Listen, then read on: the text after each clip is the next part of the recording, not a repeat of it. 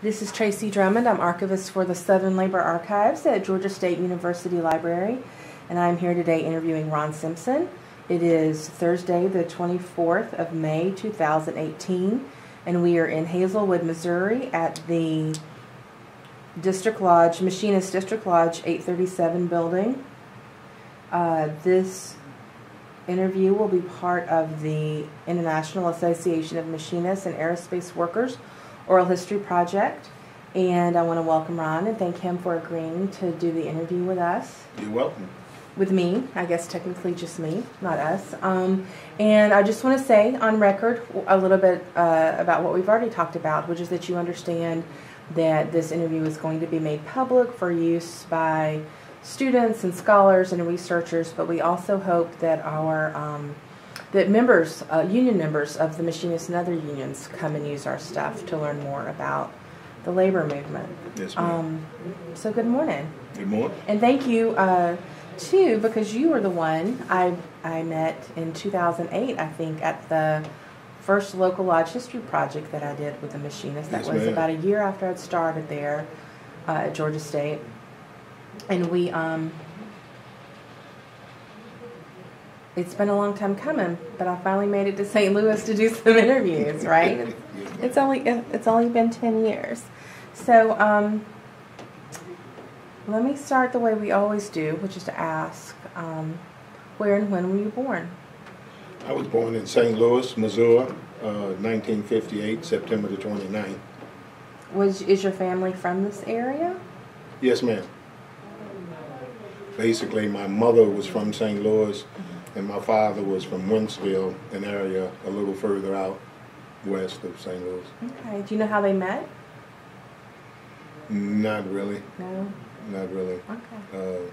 I imagine they encountered each other's paths somewhere along the line. What did they do for a living? My mom was just a housewife. She never worked. She was always a housewife. My dad worked in the trucking industry before they were Teamsters. He started in 1929. He went to school with some gentlemen in Wentzville, white gentlemen. Mm-hmm. And he had to quit school in the 3rd grade because his mother died and he had to help his father with his little brothers and sisters. So he only had a 3rd grade education. And when some gentlemen by the name of Totebush, they started what they call a transfer company, which was basically the precursor to the trucking company. They asked him if he'd come to St. Louis and work with him. And that's what he did. He came in 1929 down to St. Louis and started working. And somewhere around that time, afterwards, I guess, is when he met my mom. My mom was born in 1921. He was born in 1913. So he maintained a friendship with these people that he'd been in elementary school with, Yeah. Who were white. And we have a tendency to think of everything being completely segregated early in the 20th century. So was it common in St. Louis for schools to be, or around St. Louis for schools to be integrated? Well, not necessarily in St. Louis, but see, he was in Wentzville, so you're in the country area. And he told me that they only had one school. So you were in the same classroom, but you had to sit in the back. It was that type of thing. Did they get the same lessons even though they had to sit Yes. in the back? And they were allowed to play together, it sounds like.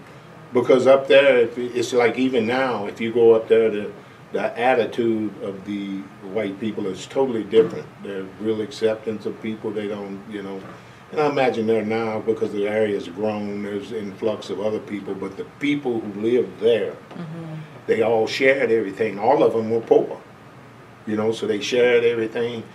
And he used to tell me that, he said when he was growing up, St. Charles is like right across the river from St. Louis here. And they're in Wentzville, which is like 40 miles further out. And he said a trip to the feed store, because my grandfather had a farm. He said a trip to the feed store was an all-day event. Because you got to remember, it was dirt roads. There were no paved roads. It was horse and buggy.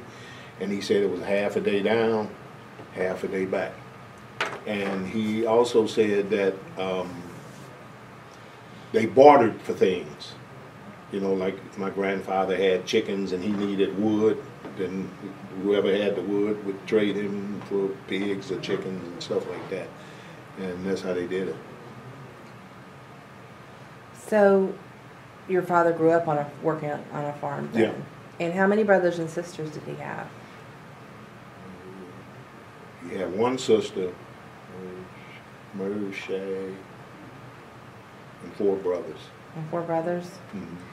That's enough kids to work on a farm. Yeah. Farm work it requires everybody Mm-hmm. to chip in. Do you know what your dad did specifically on the farm? Yeah. Not really. He didn't talk. A lot of stuff he didn't talk about, you know. So, how old was he when they invited him? Because if he had to quit school in the 3rd grade, he would have been probably about 8 or 9 years old. He was like, let me see, 13 to 23 is 10. He was like 16, 17. When they invited him down. But did he know how to drive an automobile at that point? Being Well, out on at the that farm? point, I don't know. He never talked about it, but they invited him down basically for maintenance. You know, Oh, all the okay. trucks and stuff all had to be maintained. So he didn't start as a driver. Okay. He was Okay. in maintenance. And then later on, he went into driving. And in fact, when he died in 2000, there was a guy that came up to me and asked me, did he ever tell you that he was the first black over-the-road truck driver in Missouri? Now, he used to tell me stuff like when he drove, and he just mentioned it briefly, you know, I drove from St. Louis to Chicago. And, you know, even though this wasn't a super segregated state, or Illinois wasn't, it was still, you couldn't stop and eat everywhere.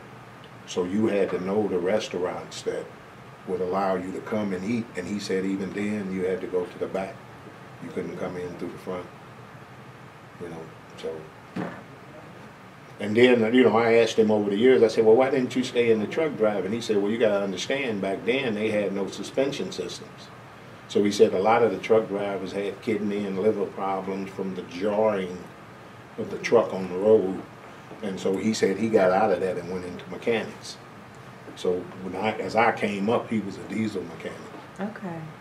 Did he ever end up in a program, like a vocational program, to learn about that? Or did he get on the job? No, just on the job, Mm-hmm. you know. Did he like the work?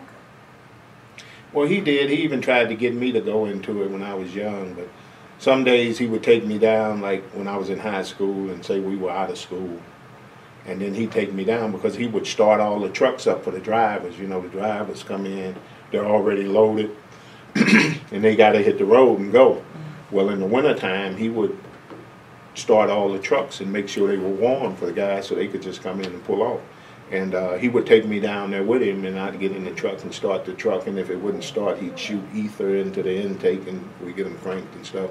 And I mean, it was cold mornings, and right then and there, I knew, I don't think I want to do this for a living.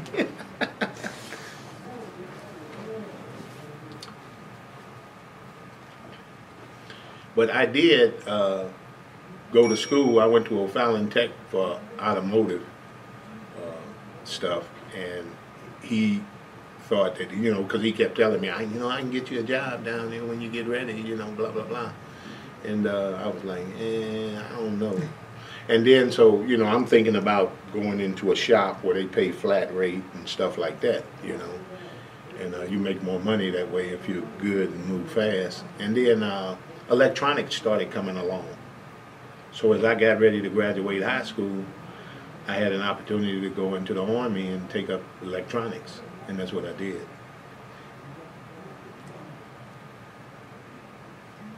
I want to ask another question or two about your dad. Mm-hmm. So when they invited him, you said first it was mechanics, so he was helping maintain the trucks, Mm-hmm. and then he was a driver.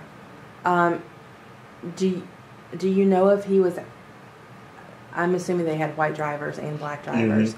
Was he? Well, he was the only one. He was the only black Because driver. they trusted him, yeah.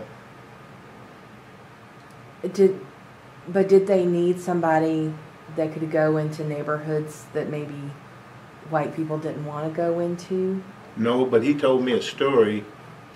Well, you got to realize back then there wasn't no area that whites wouldn't go into because they controlled everything. I mean, but he told me a story of during the Depression. He said 1932, wherever it was, that he said that what people would do, everybody was doing so bad. He said they would rob the trucks. Literally, if a truck, he said literally they were down on 10th and Cass in the city. He said, and literally within 2 or 3 blocks of the place, they would jump on the back of the truck and throw it open and just start throwing stuff out of it, you know. And there's only so much the driver could do. So he said the gentleman Totebush and them paid them extra to ride in the back of the truck, and when they threw that door open, club them. Really? Yeah. And he said he did that for a while, you know, keep them from getting in there and robbing the truck. And they'd ride so far, and then they'd get out, and the truck was okay to go on, and they got to ride back to the place.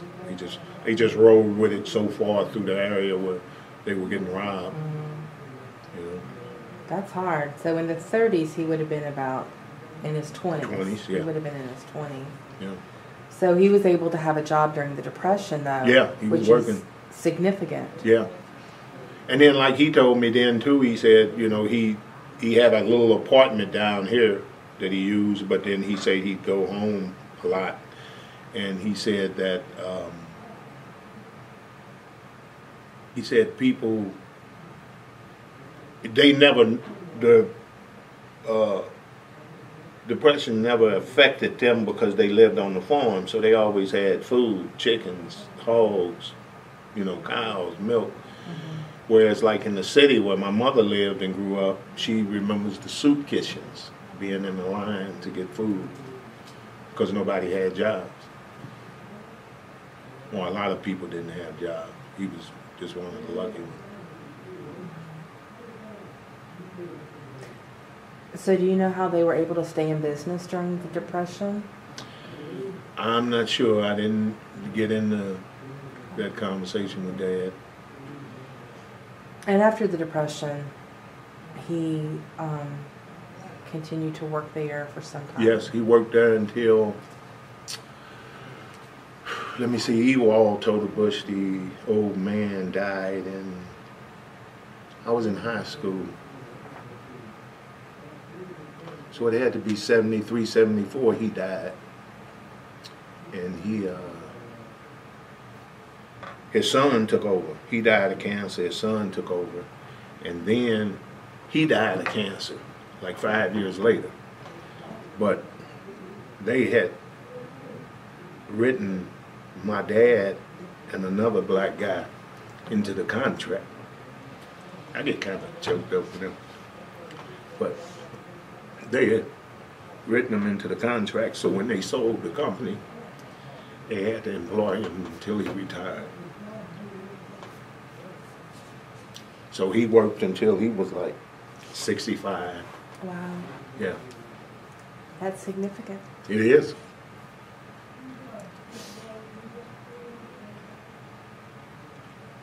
Do you still see the family or the children or the grandchildren of the... Is it Totebush. Spell it. Toedebusch. Thanks, because I never would have gotten that that's the way it's spelling. spelled. Yeah. Do y'all still see the No. family anymore? No, and like I say, they were from Wentzville. And then, like I remember as a kid, they would come by on Christmas, bring hams, stuff like that. They were really good to my dad.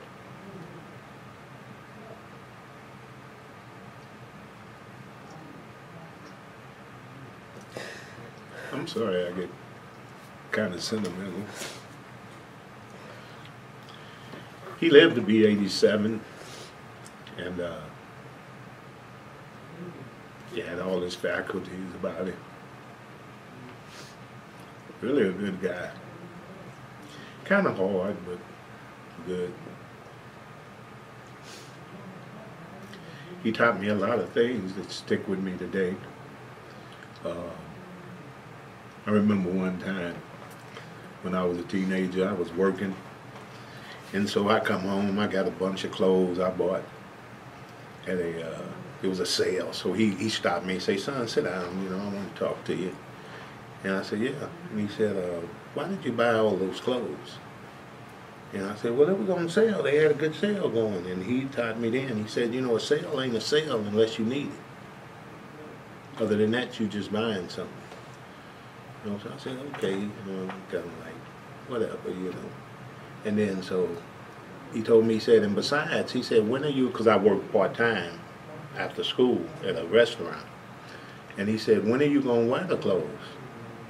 He said, you're in the automotive at school, so you say you don't wear slacks and stuff to school because of the oil in your hands. And he said, so you wear jeans to school every day, you work Thursday, Friday, and Saturday night. He said, when are you going to wear the clothes? I said, well, you know, I'll get around to wearing them. Don't worry about that, you know.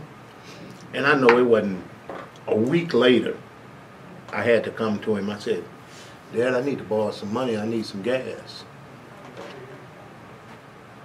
Those clothes you got hanging up, that's your money hanging in the closet. And that taught me a lesson. Even to this day, I have a suit or two. I know guys that got 10, 15 different suits, all these shoes. And he always told me, he said, if you save your money, he said, when you need something, you can go get it. But don't just hang it somewhere and it's just hanging there and you're not using it, you know. So I adopted that in my life.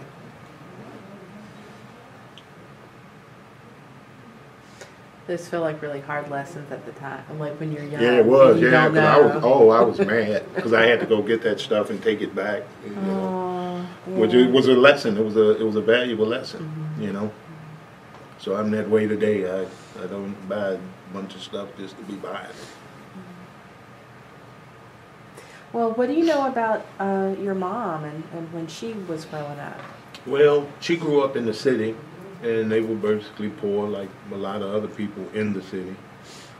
And she went to the 8th grade, and she dropped out at that point. And she had my oldest brother when she was like 15. And you know, back then that was a no-no. So Because she was 8 years younger than your dad? yeah, 13 to 22, yeah, about 8. Yeah, about 8 years younger. Yeah. So he had met her when she was still in her teens. Yeah, no. Oh, you're okay. My oldest brother had another father. That was before she was ever married. Oh, or okay, anything. okay, Yes, ma'am. okay. Yeah. And you know the stigma they put on women back then, and that happened. You know, so that was that.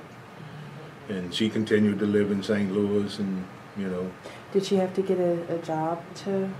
She never her? mentioned working Okay. at all. I guess she just Stayed lived with home. her parents and stuff, and stayed at home. And you don't know how they met, but they must have met here somewhere. In St. Louis somewhere, probably at a bar or something, you know. So, do you have any stories from them about their early life together?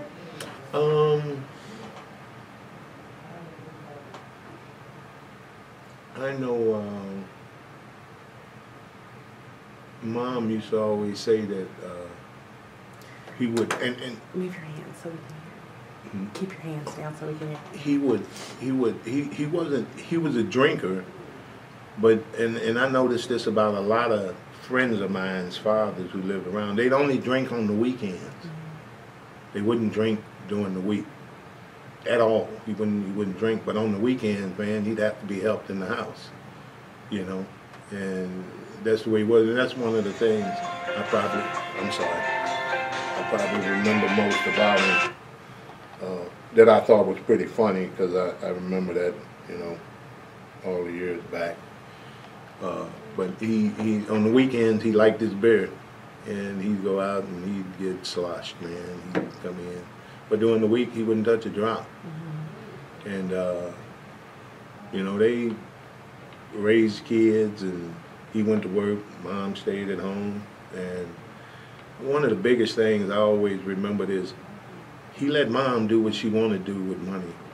Like, she would buy new furniture that we really didn't need, and he would tell her, Ann, why are you buying that and we don't need it? Well, I wanted it, you know. And he'd let her just, you know, do whatever. And so he was, you know, pretty much a loving man, just, you know, go to work every day and come home. That's what he did. Just, he didn't have any hobbies or nothing like that. Did he raise her first son? Well, yeah, for the most part, yeah, he was there. And his name was James Brewer. And he raised him, helped raise him, and then, like I say, years later came my other sisters and brothers, and me. Are you I'm the youngest. You're the youngest. 1958, so I got brothers who are 70 and, you know, stuff like that. And where did y'all live growing up? When I first grew up, we lived in St. Louis on the street Maple, Maple Avenue, right near, close to the Central West End, not exactly. And then in 1968, we moved to where I finished growing up on a street called the Giverville in the Central West End, close to Forest Park. Forest Park is our biggest park in St. Louis. And so as a kid, I spent a lot of time in the park and stuff like that. Were your neighborhoods segregated neighborhoods? No, because every neighborhood I lived in, even when I was a little boy, there was always whites around, you know. And then when we moved to this area, this was brick houses, two-story houses and stuff. There was a lot of whites, but then they began moving. As blacks came in, they began moving. Because you got to remember, here in 1968, Frankie Muse Freeman, who was a celebrated civil rights attorney, she got them to break down the barriers. You know, they wouldn't show blacks' houses in certain areas. I don't know if you were familiar with the Ferguson situation that went on. How those areas got created, if you looked at it closely, St. Louis ends at a certain point, and then you have St. Louis County. Instead of this just being one big St. Louis like New York is, Chicago, it's broke up because what happened, and they call it, and you can look it up, they call it white flight. Somewhere around the 50s, the 40s, 50s, or whatever, whites, because everybody was in the city at one time. There was nothing out here at all. So they decided that they would move out into these communities and start different communities, and they wouldn't show houses to blacks. Blacks could not move into Ferguson, Hazelwood, Florissant.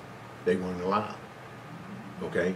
Then in 1968, when they made it against the law to discriminate in housing, then that's when, like I say, with 68, we moved to a mixed neighborhood and stuff like that. And, you know, the flight continued. And then, like, what happened is when they let people come out into those areas, the court system and the police decide these are people that we need to watch and we need to police heavily. And that's what they did. And what started the Ferguson incident was, it wasn't a racial thing, you know, like I was telling guys in the shop, you know, it's a shame they're doing what they're doing. And I said, it's not racial, man. It's a court and policing thing. You know, why should you get a ticket? And this was what they were doing to people. And if you noticed, if you watched any of the film, there was just as many whites out there as it was black, because it wasn't a black-white thing. If you couldn't pay that ticket, you went to jail. That's the way these municipalities out here in the county do. If you can't pay that ticket, you go to jail. So, and thusly, guess what? You lose your job and anything else associated with you not being able to be out to do what you needed to do. And the people just got tired of it. They got to this point where they said enough is enough. We're not having it anymore. And so that's what started the Ferguson uprising. But also Mike Brown. Yeah, that was the trigger point. They shot him. There were things going on, and then that happened. And then they shot him, and that tipped it all the way off. You know. So since you, I'm sorry, finish what you were. Go ahead. No. I was gonna say, but so since you brought that up, what was it? Because the police response to that was extreme. There are different points of view, and they have very different interpretations of what happened. And I know where I stand, and I feel like it's where you stand. But I feel like you probably came into work every day with a lot of people who saw it a very different way. Different way, yeah. What was it? And there was a point here where it was so tense, and there was media scrutiny, and didn't they even send in like National Guard at some point? Yeah, all kind of people came in, and then they let these white groups come in called Promise Keepers, and they let them carry guns, talking about they're there to protect the property of these people and stuff like that. Yeah, they had all that going on. So what was? Can you talk? Do you mind talking a little bit about what that was like to be here? You know, Ferguson is right near here, and I shop in Ferguson. We go to the grocery store in Ferguson. One of my daughters live in Ferguson. My grandkids are in Ferguson, so I'm on the ground in Ferguson, and it was no problem for me because the uprising took place, and why they made this the focal. Well, the reason they made it the focal point is because Mike Brown lived in the Canfield Apartments right off a street called West Florissant. So that was the epicenter. That section from West Florissant, about a mile or two stretch, is where all the protests took place. And I went through there all the time. I had no problem. And then I remember one guy at work, a white guy, he said, "Man, I need to go down on West Florissant and Chambers to so-and-so." I said, "Go ahead down." "Oh man, they got all that going on." I said, "Man, it ain't nothing like you think," because during the day it wasn't a whole lot of action, if you notice, and then during the night is when everybody gathered to protest and stuff, and that's all they were doing was protesting.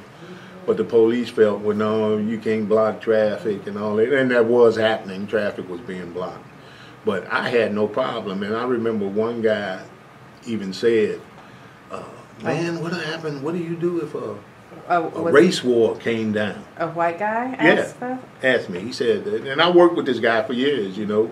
And I said, "Well, what do you mean what I do?" He said, "Would you try to move or something?" I said, "No." I said, "I live in a predominantly black neighborhood." I said, "Now, come on up in there and try it." You know, so no, I'm not going anywhere, you know. And but people, you'd be surprised, they just wanted to make it a black-white issue. And then even afterwards, you know, what's that, the black organization? Black Lives Matter? Black Lives Matter. A guy told me, he said Black Lives Matter is a terrorist organization. Now, when we go back now and look at Mueller's investigation and find out that the Russians had all these Facebook accounts posing as black people and white people, and they were behind spreading the rumor that Black Lives Matter was a terrorist organization. And then it's like I tell everybody, learn to read, learn to get involved, find out what is going on for yourself. Don't just listen to talk radio. Rush Limbaugh they have here in Missouri, and these type of guys who are spewing this hate and other stuff and racism.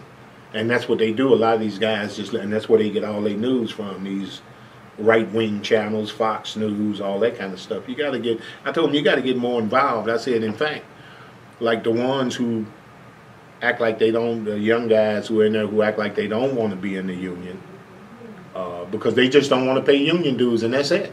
That's the only reason they have for not being in the union. They think that everything that we have was given to us by the company out of the goodness of their hearts. When guys long before me stood on strike and fought for the things that I have today. You know, so as a result, like back in I think it was 97 or 98. Sometime we did a contract. We get cost of living. You know, every so many weeks they look at it and then they'll say you get 20 cents a dime or whatever. So we chose, all of those workers here chose to help our retirees by signing over our cost of living to help reduce their insurance. And I'm still paying that today. We took 30 cents an hour. Everybody who was there at the time, the new guys don't have to pay it. Just the people that signed their contract. And so 30 cents an hour comes out of my pay, and it supplements the retiree insurance. You know, and that's our payback. You know. But when those 900, 1,000 retired, I had hit the floor here at the Union Hall and told them, do you realize that your retirement insurance is going to go up because nobody's here paying the 30 cents? You guys are leaving, you know? And so then shortly after, when the insurance went up, they were in a tizzy about it, but who you think's paying the, you know, you're not here anymore. And the new people don't pay it, so as it dwindles, so they said that after it gets to a point where it's no longer feasible, we get 30 cents an hour back. So of course I tell Steve and them, you know, look, I need my 30 cents. You'll hold off on retirement until you get your 30 cents back. So I've talked, some of the other interviews I've done this week, they actually say that it was more of a win-win situation because when all those people took the early retirement package, 966 people, to be precise, because everybody knows the number, that it really was a win because nobody was laid off. But you have a slightly different interpretation. Yeah. Well, see, that was the threat. They got us together. I remember one day they called us into the cafeteria, and the site director, his name was Bill, I think Bill Snet Cookie or something at that time. And he's a company guy. Company guy. So he called us in there and they said, well, if we don't buy this contract, or, you know, in January, you know, there's going to be a bunch of layoffs. And that always rattles people when they start talking about layoffs and stuff, because there hadn't been none for a long time. And so everybody was like, and I'm of the old guard. I'm like, well, let's just wait and see. You know what I'm saying? We can't just take for granted that they're telling us the truth when have they ever told us the truth. So, of course, when what they did, the contract wasn't up, but the union agreed to open the contract to try to make it better than what it would be if we just left it alone and waited there. So, thusly, you know, the company is a master at pitting us against them. You know what I'm saying? So one of the things they had in the contract, and here's the stuff that sell it, they shot something at everybody. Everybody got an $8,000 signing bonus. So if you were hurting for money, that was a plus. And it was like I told people, I said, that $8,000 don't mean nothing to me because it'll be gone in 2 weeks. I'll find something to do with it, pay a credit card, a bill, or it won't last. Now if they gave us 50 cents an hour, that'll pay forever, you know. But they gave us a lump sum, $8,000, everybody that signed. For the people who weren't at the top of the grade, making the highest in their categories, they gave them an immediate dollar. Upon signing the contract, they got a $1.50 raise. That was for all the younger guys. You automatically picked up a $1.50 just to sign the contract. They put the retirement in there, plus 4 years. They gave you 4 extra years to retire, but you had to retire in this year window. It only went on from here to there. Okay? And if you retired in that window, they gave you another $5,000 bonus. So that type of stuff is what sold the contract. You know, it was something in there for everybody. But then, as with any contract, when you get it signed and then you start living in it, you can't find nobody that bought it. Nobody admits to buying the contract, you know. But the contract sold by over 75%, which is the highest number we've ever had since I've been here. You know, voting on contracts. So thusly, what they were trying to do, is the company was trying to do, was get the labor rate down, because you had all these guys making top of the scale. So by getting them to retire, the other guys wasn't making as much. So that lowers the site labor rate. So then that's when Boeing came in and said, we'll move some commercial work down there, as you hear about the 77X. Yeah. That's how they got here, because the labor rate was lowered. Without that, it may not have come. Okay, so it was a deal. It was a deal, yeah. It was And all contracts are deals. It's just, it's good for some, it don't work for some. right. You know, and it's always like that. Because it seemed like, because I know Boeing increasingly has non-union, or they're moving into traditionally non-union areas like North Charleston, where scare tactics work, and people are more conservative generally, and there's not a strong labor movement. Not for lack of trying, right? They're good fighters in that fight in the South, but it's hard in the South. Because my question was, well, why wouldn't they send new work to a non-union place? But then, of course, if the deal comes together the way it does, and rates of pay are lower, then bringing it in. They can do it there. Because this has traditionally been military. Now, see, if you look at, we do primarily military here.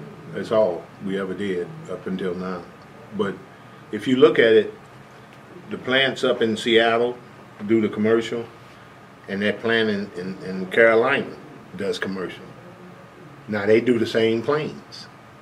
They do the 787-8 and 9. Both plants do the same plane.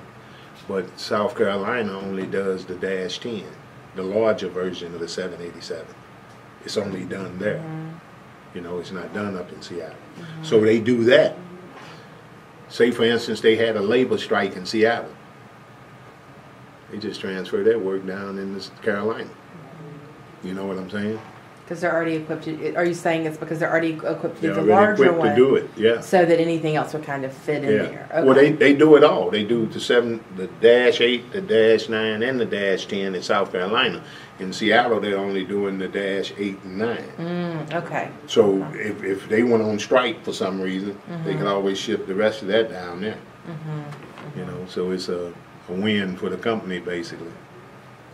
When y'all are going into negotiations for a new contract, I know there was a contract extension until 2022. Yes, Okay. ma'am. Do they send folks from the Grand Lodge since it's such Yeah. a big contract? I mean, I know. Yeah, the This- rep comes down. Okay. Is there general satisfaction with the assistance y'all get from the Grand Lodge? You mean the people being satisfied? Yeah. Well, a lot of times no, because like even in this contract where it didn't appeal to some, you know, and the union always has to make a recommendation. Like, we recommend that you buy it, we recommend that you don't buy it. And I've seen years where they say don't buy it.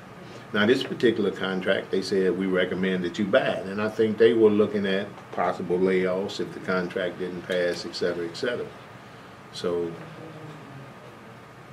you know, that's how they do that. And then you got to also look at under labor rules and stuff. Like, the union just can't bring up something that they want to talk about. If the company don't want to talk about it, it's not on the table. But the company can bring stuff to the union that they talk about, and then the union has to present it to the people. Okay. They can't deny, you know, no, we're not taking that to them because we don't agree with it. Right. They can't do it. That's labor law. And is that a recent labor law, or has No, it's it always been that way? It's been Okay. around for a while, as far as I know. But that's how negotiations go. Because see, I talked to several guys. You know, on our negotiation team, they sent a guy from the International. I think maybe they have our lawyer that works with the hall in there, and then you got Steve, Earl, this and that, and then they elect one guy as a negotiator out of anybody that wants to run for negotiator. They elect one common person, and so you get to go sit over in there. And I remember they asked me, well, why don't you ever run for like negotiator? You're good at. I said, I can't sit in there with them guys, man. It wouldn't go well. So knowing myself, some things I just don't do. You know, I do shop steward stuff, all that kind of be on human rights committee and stuff, but as far as running for a director, and it's just not my cup of tea, you know, because when you start treating me bad, it gets bad. I mean, I don't know how else to put it, but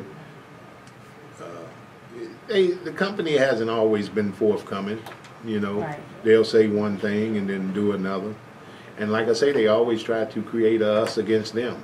For instance, part of that contract, recent contract, was two-tier wage system.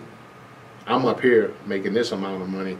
The new guys coming in can only make $27 an hour, max. Up to. Up to. And they start them out 12, 15, you know, at a level that really makes them struggle, you know.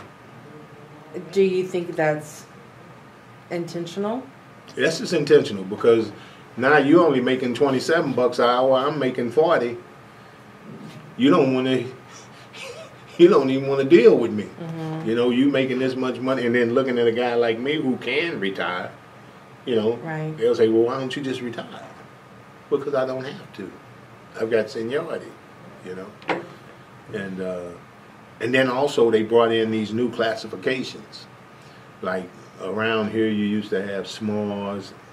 I'm a SAP, which is subassembly precision, and MERS and MES and mechanical, electrical, and you know, stuff like that.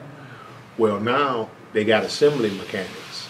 Assembly mechanics have to do all classifications. And all the classifications you just mentioned, you gave me acronyms, and for people who might not know what those are, do you mind saying it out? A SMAR is a sheet metal assembly and riveter. That means they deal with a lot of riveting and drilling and sheet metal. A SAP is a subassembly precision person. For instance, say they oversize a hole or a bushing. I go in there and block up on it, drill it out, replace it, and bring it back to size. Basically repair type work. And then your MERS or mechanic, electrical, and radio. They do a lot of the wiring. On circuit boards or stuff, or in the cockpit and on the aircraft itself. And then MEs were mechanical, electrical, and radio. They dealt with a lot of the radio stuff on the aircraft. But now that they got assembly mechanics, and that's what the company had fought for contracts before, but they didn't get it. They have to do all that work. But now they got to send you to school to train you. Say you've been working as you're an assembly mechanic, but you've been doing all small work, sheet metal and riveting and stuff. And then say they want you to go do some mirror work. Well, they got to send you to school in order for you to understand the wiring portions of it. But it's kind of like, and I look at it like, it's a jack of all trades, but you master nothing. You know what I'm saying? Because you may be jumped from this to that to this, and they expect you to be able to do it. You know, and then when they send you these classes, they expect you to come up to speed. But it don't always happen that way. Now, for the traditional guys like me, I'm a SAP, all I have to do is SAP work. They can't make me do the other classes. I can if I want to, because we're all in the same family now. Now, if they ask me, you want to do this mirror work, and I can say, yeah, I do it. But if I don't want to, I say, no, I'm not doing it. And they can't make me do it, because traditionally all I have to do is my classification. That's what I hired in as, you know. Strange animal, but that's the way it is, you know.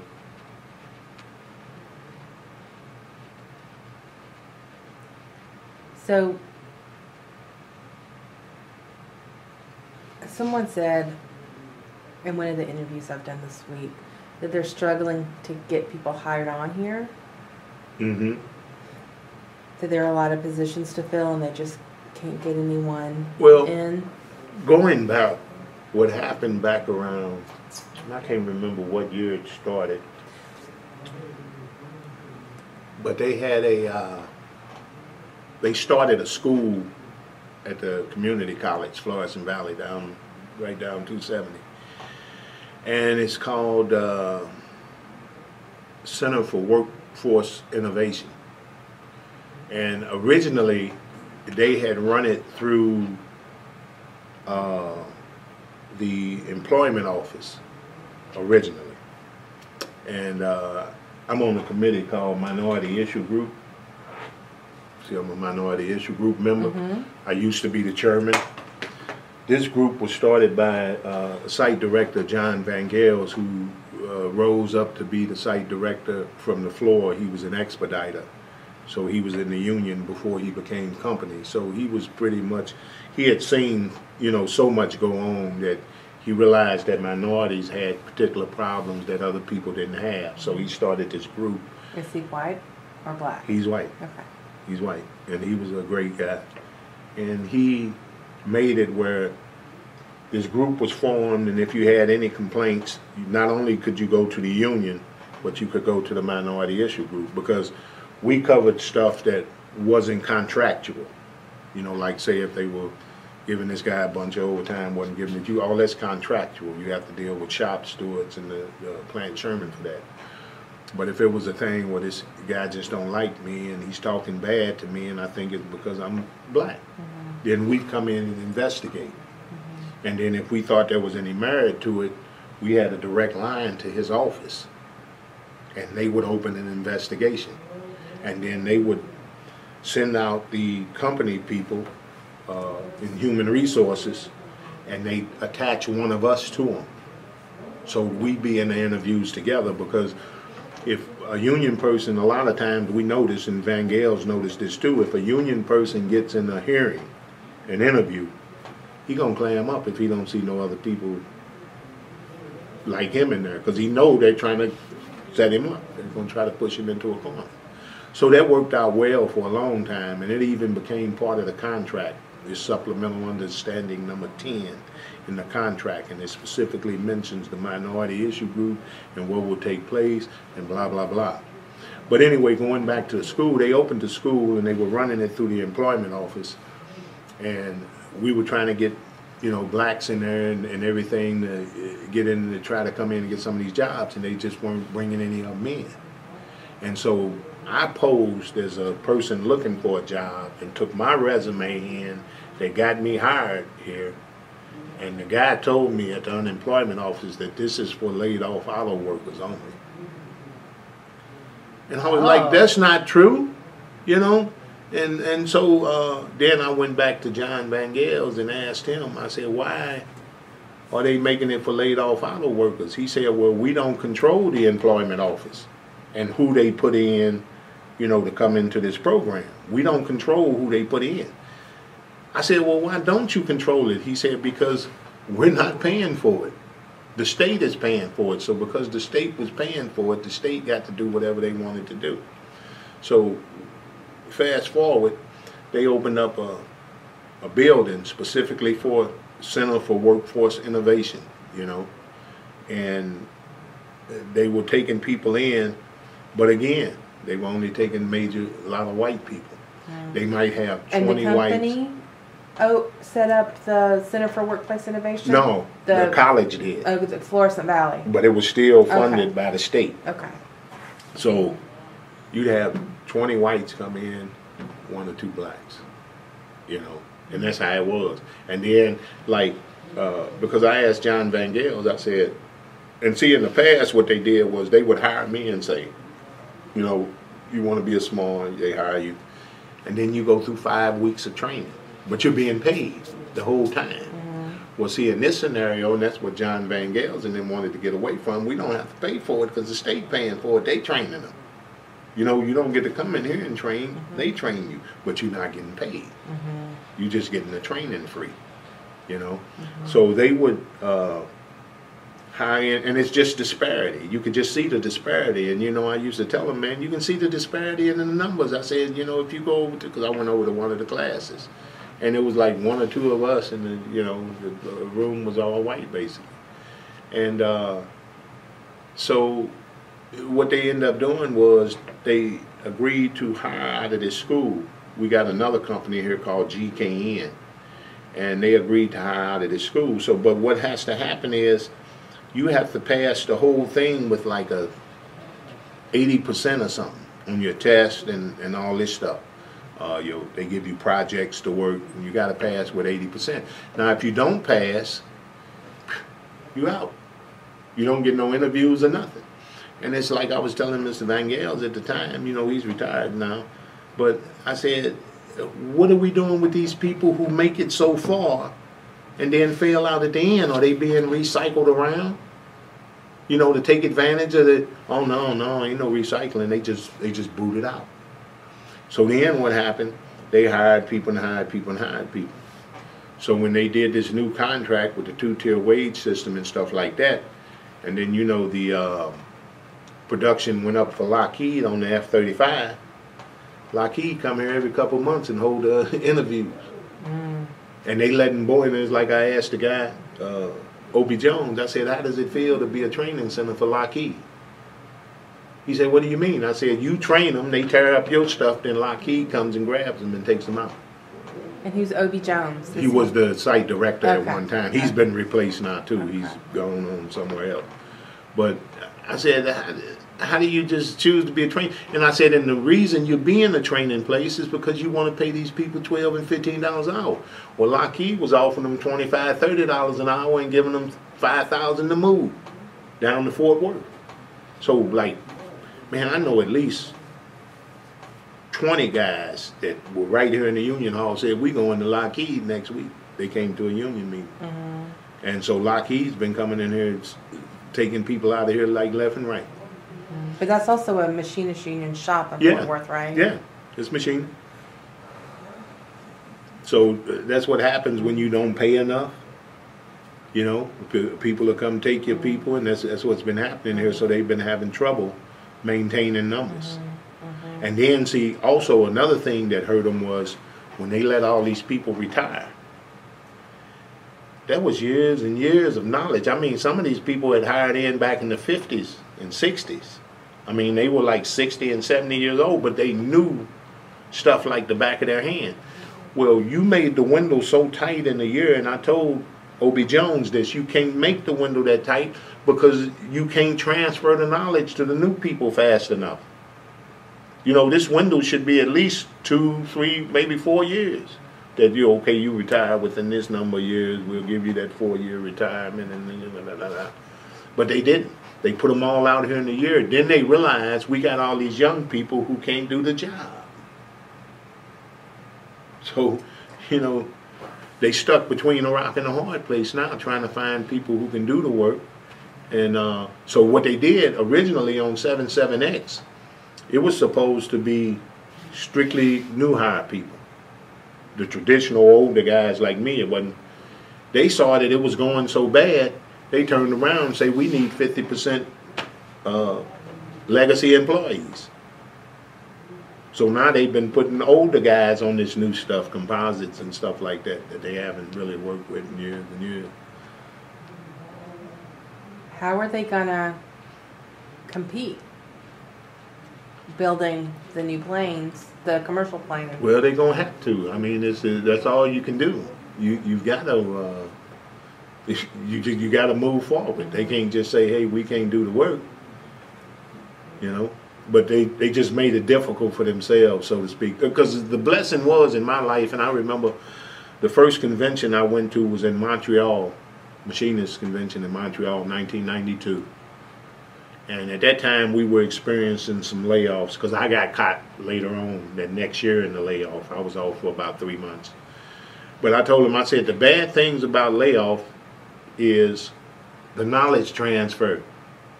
When you lay them guys off, them young guys, they're not there to work with the older guy to learn things. I was lucky when I came in '84. I worked with a guy, his name was Jim Rand, and he was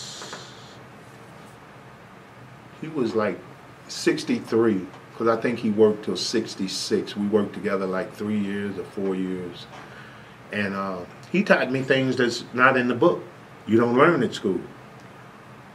You know, because he had been around so long. He had worked for Lockheed on the B-52 bomber and, you know, stuff like that, you know, in Wichita, you know, back in the 50s. He was just getting ready to retire.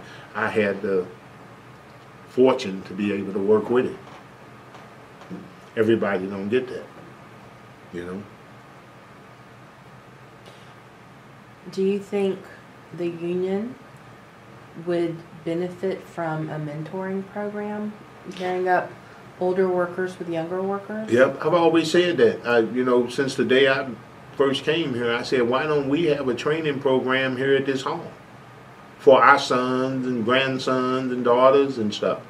That way, when a job comes open, they already got the background training for it. They don't have to go to this school and stuff, but the union never moved for it. Another thing is, I'm sorry. Let me turn this off. As soon as this comes up, I'll turn this off. But another thing is, like, you know, you get these new people coming in, and some of them aren't from families that had union people in it. Some of them, like, they'll hire a lot of FEP, free enterprise personnel people, to come in and work in the union. And I always told the hall, you need to make them watch a 30-minute, 45-minute film on unions and what they're about, so that they understand where we came from, the struggles that they went through, remember the fight for 8-hour work days. Remember, they were making you work 20 hours a day. Either you want a job or you don't. It's 20 hours a day and it's $3 a week. You know, so that they don't understand the fight when they and where it came from. I think they just think that everybody was already making $20, $30 an hour. When you say free enterprise personnel, who are they? Company workers. Okay. They're free enterprise. Okay. That's what they call them. Okay. They're not a collective bargaining unit. Okay, but they also work for Boeing. Boeing, yeah. But they're not on the shop floor. They're more like administrative Yeah, or management. engineers, management, supervision, Okay. stuff like that. Okay. But like I say, they're them not coming out of union households. They just have no concept, and it's not their fault. But the thing I tell them, what is your fault is you don't educate yourself. I said everything in history isn't taught to you in school.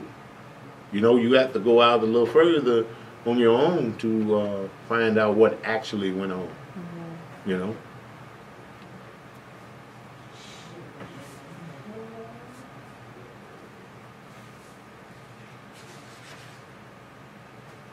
So we took a detour.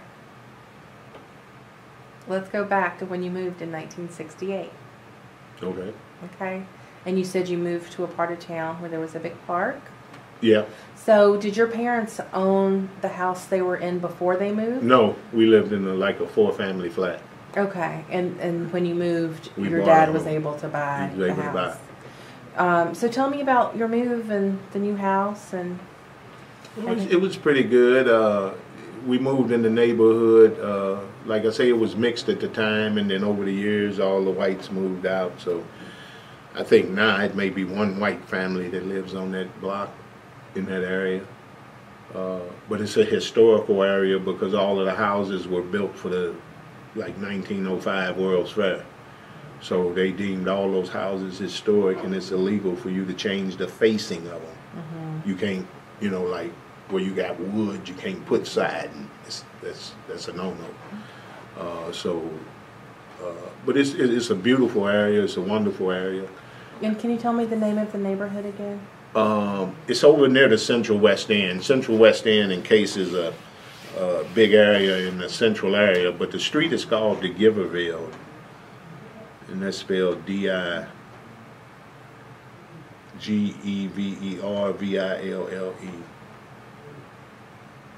And of course, that's a capital D-E and then a capital G. Okay. Yeah. And what was the name of the park it's near? Forest Park. It's the biggest park in St. Louis. If you look it up, it's larger than Central Park in New York. But that was the site of the 1904 World's Fair. That's what it was kind of done up for. Yeah. So what was the move like? Did you have to change the school you went to? and No, everything? because I was in a parochial school. My mom and dad put me in a Catholic school. And the Catholic school was, from our original home on Maple, was about 4 blocks away. And when we moved to the Giverville, it was like a couple miles or something. But we were able to catch the bus. We had city buses, you know, because we don't, the Catholic schools don't use school buses.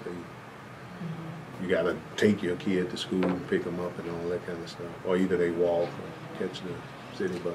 Did all of you go to the parochial school? No, just me and my younger sister. The two youngest? Two youngest, yeah. Okay. I guess by that time Dad started making enough money where he could, you know, afford to send us to school. Were your parents Catholic? No, No? no. They didn't practice religion at all. Really? Really. So why did they want you in a parochial I guess school? because of the education, and probably because of the racial situations.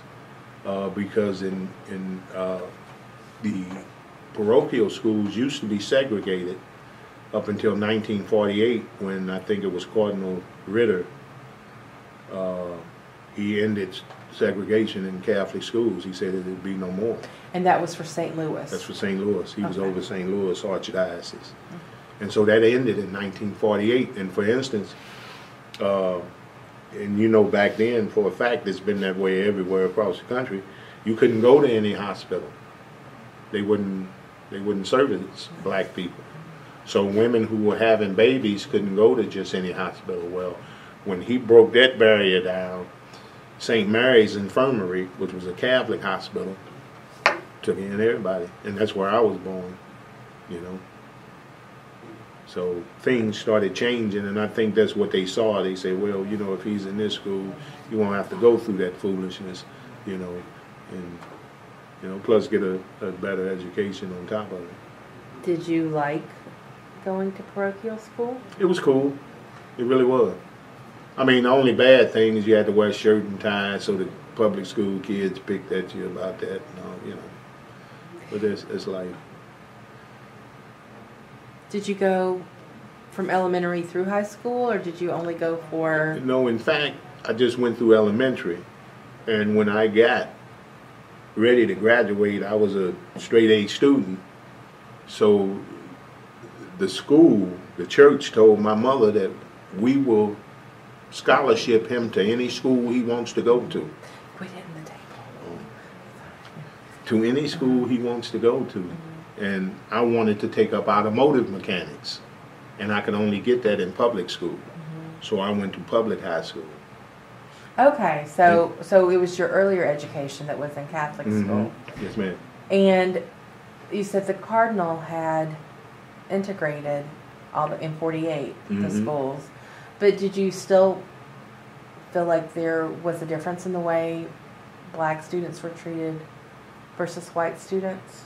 No, because ironically we were an all-black Catholic school. Oh, really? Oh. Yeah, it was in a black community, so it was. That's all that went there was blacks. Okay. You know. Interesting. But then you decided to go to a public high school because you wanted vocational education. Yeah. So so that must have been an adjustment. Yeah, it was an adjustment. But So, do you remember what it was like going to public school? it was cool because, like, when we moved on to Giverville, for instance, fast forward into the year I graduated, 18 of us graduated off that city block alone. Girls, boys, you know, they lived in the different houses. We were all in the same grade. So when I switched over to come to public school, I'm with all of the people I played with every day. You know, they're in school with me. So it wasn't like going to a whole new, I mean, it was a new, different school, but I still had the same friends base that I had from my neighborhood because they all went to that school. You had to go to the school that served your district, your area. And did you like school? Oh, I loved school. I was a real good student. I was a straight A student all the time. I love school. And that's what really tore the nuns up at the grade school is because I chose to go to public school and they begged my mom and dad not to let me go there, you know. But you know, that's why I wanted to go. And that's what had my father feeling, well, he'll follow me into mechanics now.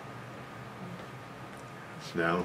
Well, what classes did you take? What were the vocational? It was automotive. It was all automotive. I rebuilt engines, transmissions, all that stuff. Went in the body shop, you know. You learned a little bit of everything, just enough, I guess, to make you dangerous and find a job. But, you know, electronics came on. You know, electronics was starting to boom in the 70s. You figure that's 73, 77 was when I was in high school. So that's what I wanted to go into. That's why I went into the Army. And they trained me in electronics, and I was a technician on the weapon system, Vulcan weapon system, light air defense artillery. And when I came out, that's how I got on in McDonnell Douglas. I went into an electronic company. They hired me. You skipped ahead a lot, so I'm going to Take take me us back. Yeah. So did you graduate in 77? Was that when you Yes, ma'am. graduated? And so you were in the Army by the end of the year. Yeah, I went in 77. And so where did you go for boot camp? Fort Jackson, South Carolina. Was that a big change for you to go from St. Louis to? Oh yeah, A because that very was the first rural- time I rode a plane. Mm-hmm. It was a lot of for the first time I had been away from home for an extended period. Mm-hmm. So it was pretty tough at times. Mm-hmm. Was your training integrated there? I feel like Yeah. it would have been. Always I feel like it integrated, would have yeah. been. Yeah. Okay. And you didn't. I just want to put out there. You didn't. It's just like even today. I think it's the same way. I'm hoping it's the same way today. But you didn't notice racism wasn't tolerated in the military. Mm-hmm. They didn't play that. They just, you know, this your brother. You got to work beside him. You got to train. You know, you got to sleep beside him. That's it. We don't want to hear no other foolishness. Anything that arose, they squashed it immediately. And this was right after Vietnam had ended. Yeah, and that's why I went in, because Vietnam, you know, I'm sitting there watching the news every night with my father, and they showing how many were killed and dead bodies coming back, and you know, I'm like, shoot, man, you getting kind of close here, you know. So Vietnam ended 73, 74. 77, I went in. I say, let me do my time while nothing's going on, and then I won't have to come back. Did your dad serve in World War II? No. No, he didn't. Mm-mm. He was too old. Okay. He was too young for one. Oh, you're right. Okay, yeah. And too old for two. So Okay. he never served. Okay. So 1968 was a big year, generally speaking, in terms of protest Mm-hmm. and different movements, including the anti-war movement. Mm-hmm. And you would have still been pretty young. You were only about 10 Mm-hmm. when that happened. What do you remember from 1968? Because I feel like there must have been, you know, we think of cities like New York or San Francisco, but I feel like St. Louis is a big enough city that there must have been some activity around these kinds of movements at the time. And especially the anti-war movement. Well, I remember because we were in, when I was in grade school, I remember Kennedy being assassinated because they brought a TV in the room. 68, Martin Luther King, Robert Kennedy. I mean, you know, seen all that, you know. And so it was just a tumultuous time. You saw the protests, you saw the, you know, all the stuff. Chicago had a big protest and riot and all that, you know. You were seeing all these different things on television. And, you know, you look at it and you just wonder why.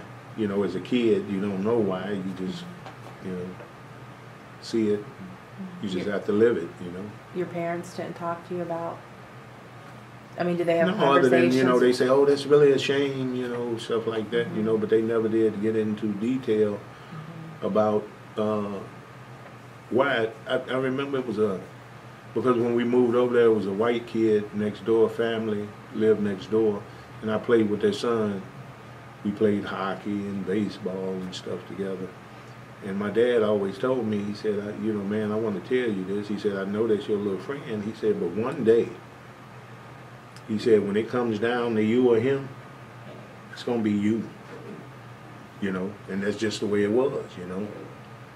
And he said, you know, he won't stand up for you. He won't, you know, when he gets accosted by his other friends, you know, he said he's not going to stand up for you. And I noticed that over the years. That kind of stuck with me because I got a chance to see it, you know, which was no big deal. I mean, I was a pretty big kid, so people just didn't fool with you a lot when you're pretty, you know, good size. So I never encountered a lot of problems, you know.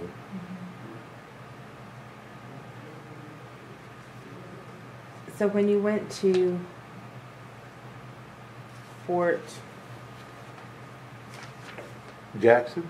Fort Jackson, South Carolina? South Carolina. Columbia is where it's located.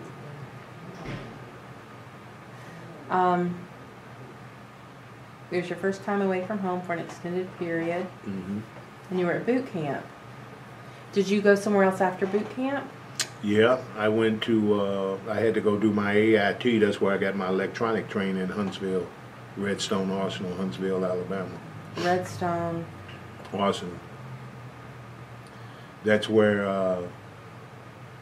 Werner von Braun and Einstein and Marshall worked on the atomic bomb. In the school that I went in, they had a big picture of them sitting at a table together. Machinists built those bombs. I guess I don't know who exactly. Yeah, did. well, machinists did. Do you, Yeah. you know Larry Joe?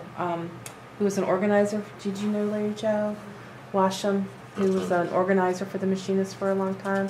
He's up in Oak Ridge, Tennessee. Oh, okay, right. I remember Where the them guys being in class with us from Oak Ridge. Yeah, the national labs. Yeah, right. Okay, sure did, right.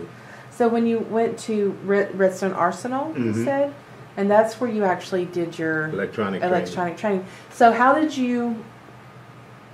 they determine where they're going to send people after boot camp? Do they talk to soldiers, or is there a test you take, or a? Well, you know, your test you take before you come into the military. Okay. And then they say, you got mechanical aptitude, you got medical aptitude, whatever. And that's what you can go into, the things that you scored well in. Anything you didn't score in, you can't go in. They won't let you go into that. So I had scored well in electronics, so that's what I signed up for. But here's the kicker. If they send you to electronics school, which is where in Redstone Arsenal, if you fail, this is what they don't tell people, and this is where a lot of people who've been in the military have heartache with the military. If you failed at school, you don't make it through, we put you wherever we want you. And a lot of them went in the infantry, tank driving, you know, stuff like that that they didn't sign up for. And I used to hear it all the time, man, I didn't sign up for this. You know, but they didn't make the grade where they were to get what they wanted. Or they send you to cook school. Because one of my good friends, he had failed his class and got sent to cook school. He didn't like it at all because he had to be at work 3 o'clock every morning to fix breakfast. And he didn't like that at all because we'd all be out late, you know. And he couldn't because he had to be up early. And did you stay in Huntsville the rest of your time in No, school? I was there for about 8 months. Okay. And then once school got over, I got sent to Germany. Okay. What did you do there? Were you on a fort? Worked on the weapon system. Okay. It was a base, but it was out in the former area. I was stationed in Wackenheim, spelled Wackerheim, Wackenheim, Germany. And it was outside of a big city by the name of Mainz. And I just, you know, we had the guys that operated the Vulcan systems, which were these light air defense Gatling gun things. They were there, so we were their support. You know, they'd go through their preventive maintenance, checking their systems out. If something was bad, they pull it out, they send it to us. We get it, take it in the vans, hook it up to the thing, find out what's wrong, change circuit cards.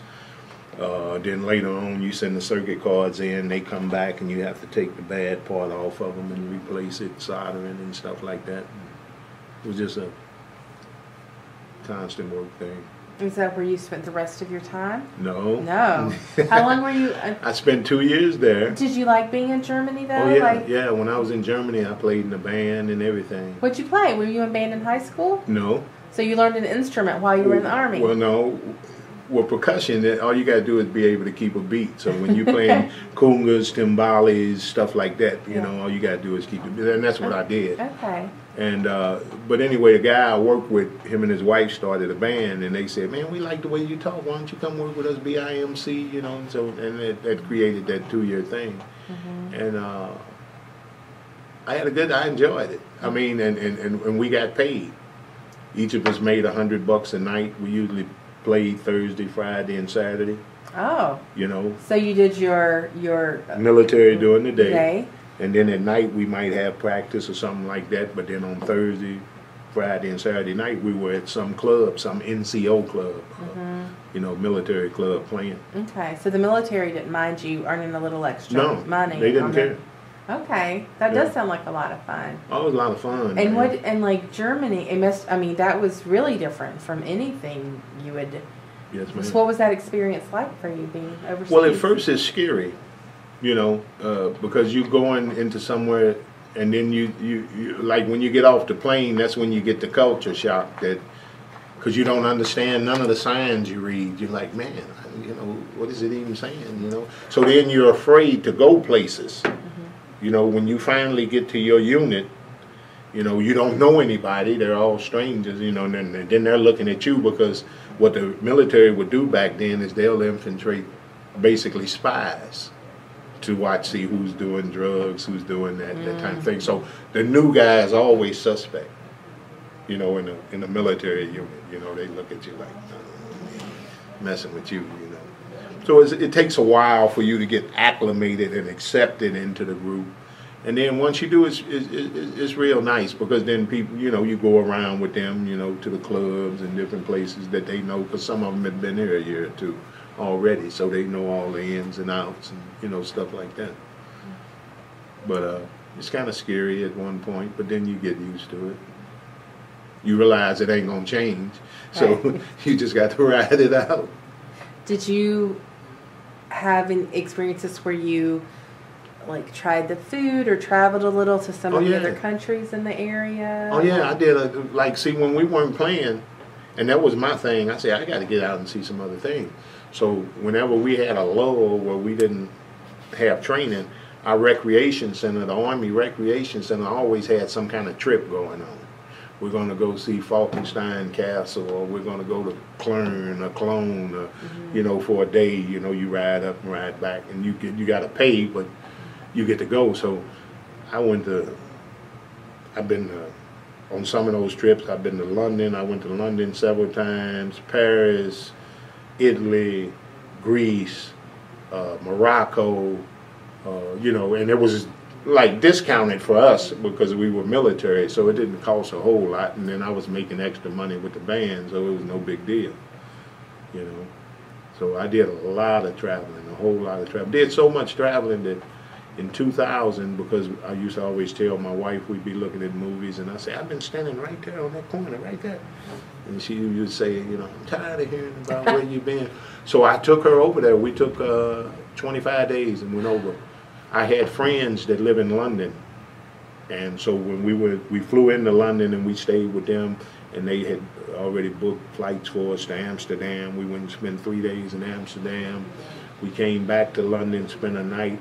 Her and I, me and the wife, got on the plane, flew to Paris. In Paris, we caught a train to Milan, 8-hour train ride, bullet train to Milan.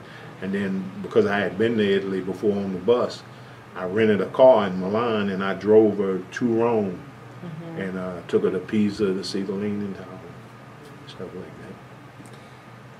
Do y'all travel a lot generally, or was that? Well, we like to travel, but I just took her over there to give her the experience of being over there, and we plan on going back before we get too much older. But she enjoyed it a whole lot. She enjoyed all the trying different foods and stuff like that. But you know, even when I was over there, I would try some different foods, but I wasn't crazy about it. So I'm just a hamburger fry guy. You know, that's fine with me.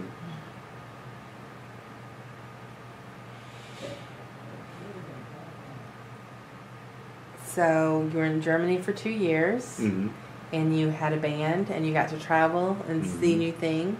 Did you find romance in Germany? Well, I met a young lady. She was Jamaican. You know, because of the how I grew up and the racial stuff and stuff. I just didn't. I never been with a white lady. I just never did. And so I met a Jamaican girl, and we were an item, but she was like, "Well, I don't want you to fall in love," and and that's the way that ended. That's we were just friends. We'd go out together and party, and she'd follow the band around. I'd tell her what we were playing. She'd come there, stuff like that. But true romance, nah, it wasn't true romance. It was just somebody to be with. You didn't want to be with a bunch of guys.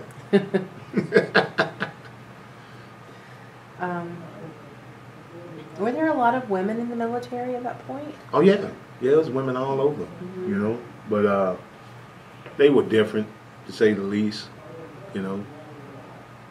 Fraternizing. Well, not only that, but it wasn't a lot of them. So, the guys, you know how it is. It's one girl and there's 200 guys, so she gets her choice. You know what I'm saying, basically, and that's how it was, So they would always, nah. So okay, whatever. Did your education continue once you were in Germany? Because you had been in Huntsville and you'd gone through the program, you'd done well. But was there like ongoing training?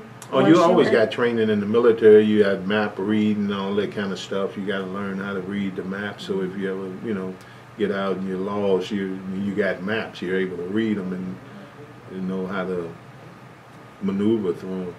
But it was constant training. I took German courses. Oh yeah? To be able to speak the language a little bit, enough to ask my way around. How much does this cost? Blah blah blah. Do you still speak German? I can speak a little bit of it, like asking what time it is wie viel Uhr ist das? Was kostet that? How much is that?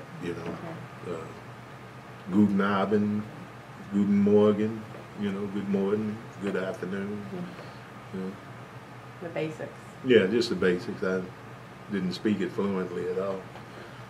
And after 2 years, I got rotated to Fort Campbell, Kentucky. Was that a harsh change of scenery? No, it was just closer to home, and closer to home is always good.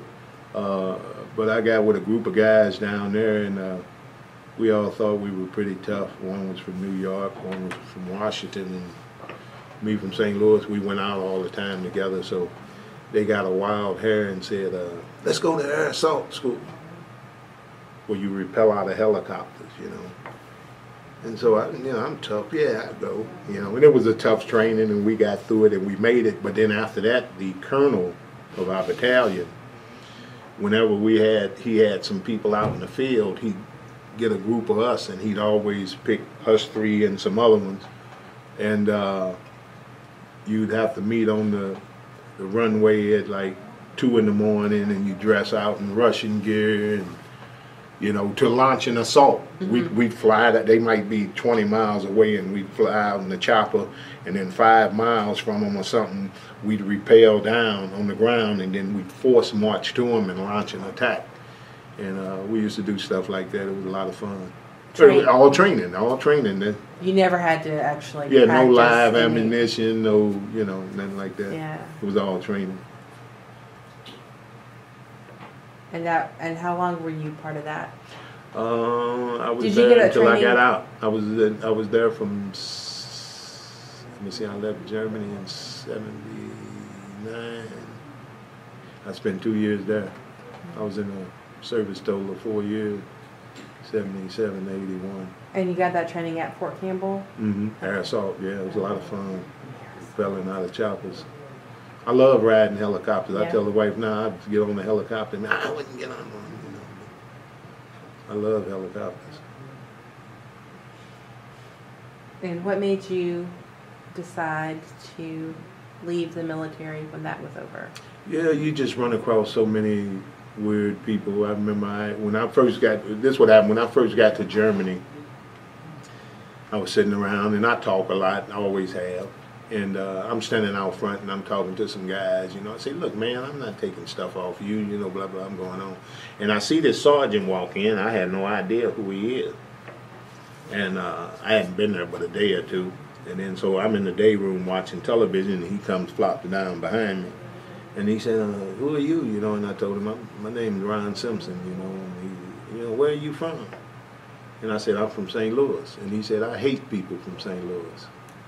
And I looked at him and told him, I don't give a F what you hate. You know? And it just created a tumultuous relationship from there. He did whatever he could to me whenever he got a chance. And you know, I just made a game out of it. You know, I said, okay, we can both handle this. You know, I'm a big boy, you know. And he always tried to put me on extra duty and stuff, you know. And I remember one time he put me on extra duty. And he come in, I'm sitting in there, you know, having a Coke or something, sitting there. I should be working, but I'm sitting around. He walks in, what are you doing? I say, man, let me just tell you right now. I said, in order for me to be working, you're going to have to be here. I say, because when you walk out that door, imagine me sitting right here. That's what I'm going to do. And oh man, he was livid. He didn't like me. And the guy that started the band, they were good friends. So he was always, man, leave Sergeant Sowers alone, you know, blah, man, I ain't messing with him, he's messing with me, you know. So it was a total, and that made me decide, you know, you don't know who you'll come under, Right. as far as being over you. And I say, nah, I ain't doing no career, it ain't my flavor, you know. So I did my time and just got out 4 years. And returned to St. Louis? Mm-hmm. Came back to St. Louis. And what'd you do when you got back?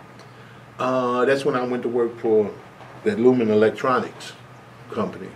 I got hired on there because I was in electronics.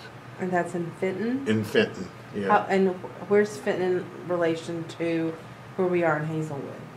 Like south, it's down 270. Like, this is 270 out here. Mm-hmm. And if you run it down south, you'll run, it's a turn off where you can go to Fenton off Highway 44.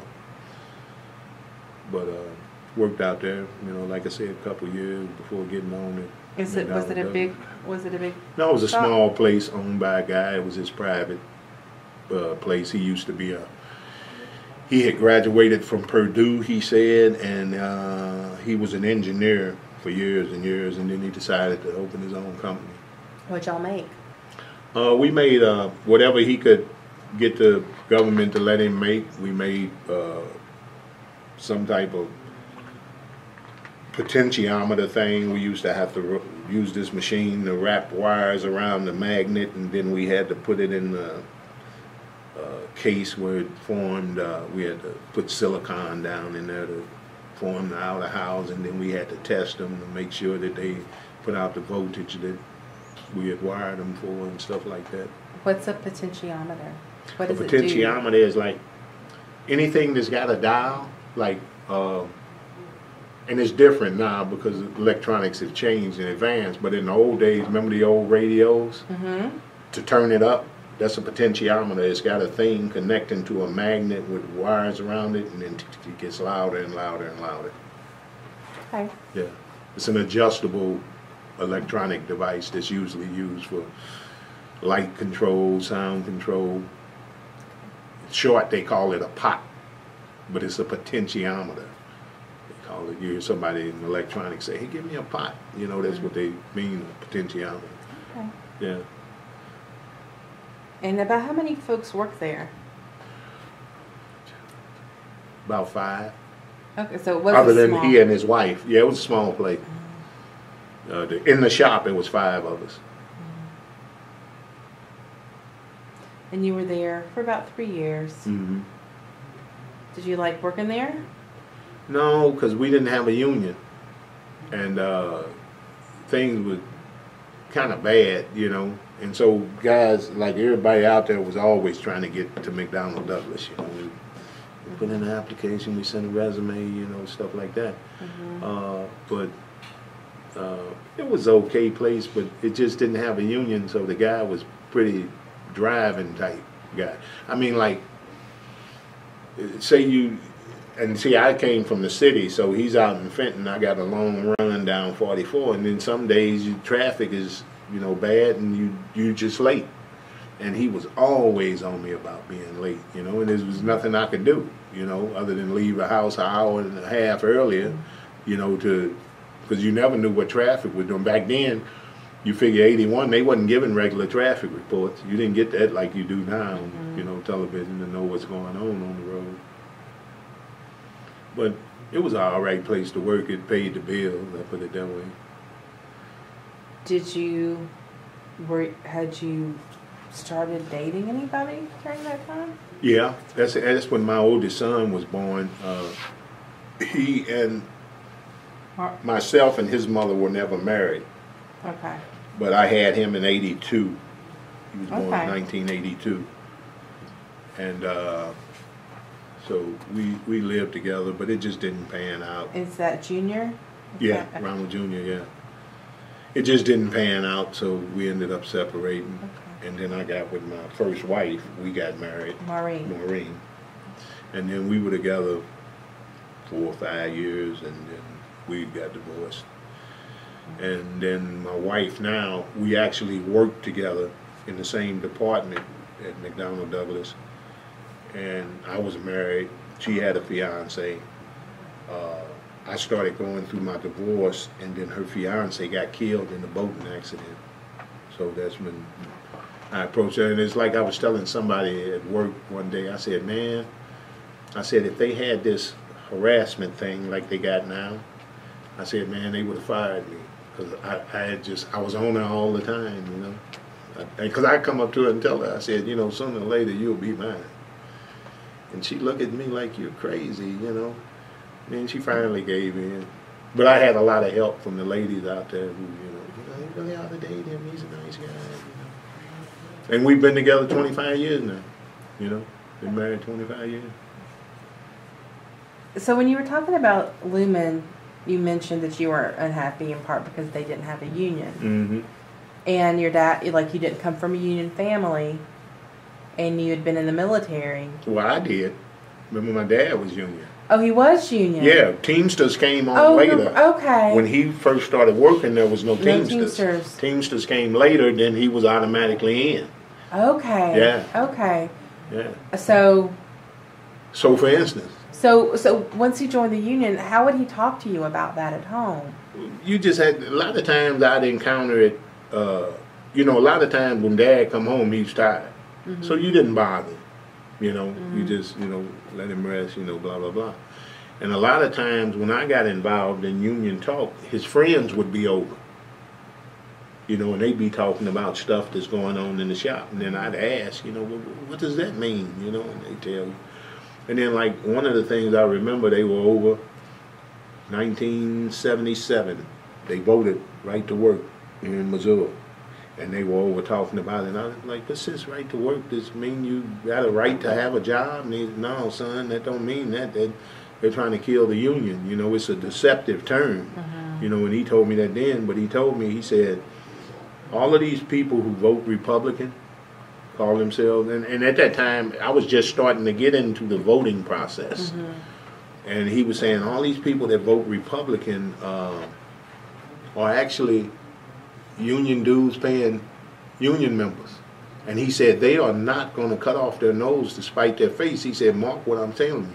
And sure enough, it got killed overwhelmingly, you know, and I think that's what it was. The guys that had been voting Republican and they thought they had this backing and that backing. These guys are paying union dues, man. They ain't going down for that. So in 77, or whenever it was back then, they voted right to work down. And we've had a Democratic governor ever since until here recently. So every time the Senate and the House was Republican, they put a bill in for right to work, they kill it. You know, Democratic governors would just kill it. They wouldn't let it go. You know, we had a lot of great governors. One was Mel Carnahan. He died in a plane crash when he was running for office, and his wife had to end up doing his term. But Mel Carnahan, to touch back on Ferguson, what made him find out what was going on Ferguson so fast is that back in like 2000, Governor Carnahan signed into law. He wanted to know every traffic stop, what color they were, what happened, what the outcome was, etc. So they had all these years of records. They had over 14 years of records of the stops and showing the racial disparity in the stops and how more often. In fact, you can probably look it up. They had a thing here in Missouri called Driving While Black. And the newspapers ran a big article on it and showed how the disparity is. As a black person is going down the highway, he's 10 times more likely to be stopped than somebody white. Even though they found out through this Carnahan study that the whites were more likely to have drugs and guns on them than the blacks were. So we had some great governors, but now we got this Greitens guy, and he signed in right to work, and then we got the signatures to put it on the ballot. But then they said, because I asked at the union meeting, I said, so once we get this done, that's it, right? They said, no, he can come right back in January and put it back in again. Then we got to pick up the fight of getting signatures and then going. And it's just a constant struggle. You know, and a lot of people don't understand that 8 out of the 10 right-to-work states, I believe it is, are the seniors there and the retired people are doing bad. The health care is bad. I mean, right-to-work brings nothing to the people. I mean, and people just won't pick up on that and read and realize what's going on. What do you think has changed that has made folks more conservative? I don't know. I've always... And not only more conservative, but like you mentioned a minute ago in 77, it was like all these union guys are Republican, they'll never vote for that. But that's clearly changed. Well, you know... And I think across the country, or in places non-traditionally so conservative. Well, you know, as a whole, Republicans, like, they don't recognize you as a Republican if you punch in the clock every day, because you don't have money. Republicans, you know, look at they look at they're rich, they have money, so I think it's the mentality of being associated. I'm a Republican, so that makes it, oh, he's got money. That's the way I view it, you know. But like, I've always been the type of person, and I don't know whether this comes from my family or being in Catholic school as a young kid, but I always look at helping somebody. You know, if you can do something to help somebody, that's what it's all about. You know, whereas Republicans, they ain't giving up a dime. You know, if you ain't eating, they don't really care. You know, that's why they try to cut social programs and stuff like that. They really don't care. They have no concern. You know, so.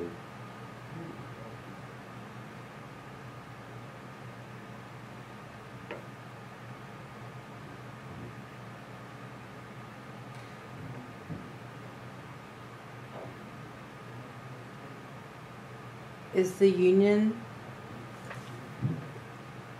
doing anything to sort of, or what is the union doing to educate its membership on the right to work vote that's coming up? Well, they put information out in the shop. That's about it. Because our biggest problem is getting people to the hall. You know, even some of your dedicated union members don't come. You know, for the most part on Union Day in A-Lodge, if we get 100 people, we're doing good. You know, but normally they don't come. They just won't come. And then they don't have the information, and then they'll ask somebody, well, what do you think about this? And then it'd be the wrong person. Oh man, don't vote for that, because you know you need to come find out for yourself. And I tell everybody, I said, I'm gonna give you the straight skinny, but don't believe me. You know, don't even believe me. Find out for yourself. That's the way you know, it's the way you find out if you got the right information. You know? But the union, like I say, they put information out. They put stuff out in the shop. A lot of people don't read it, and then, like I say, because they don't come from union families, they don't care about union. You know.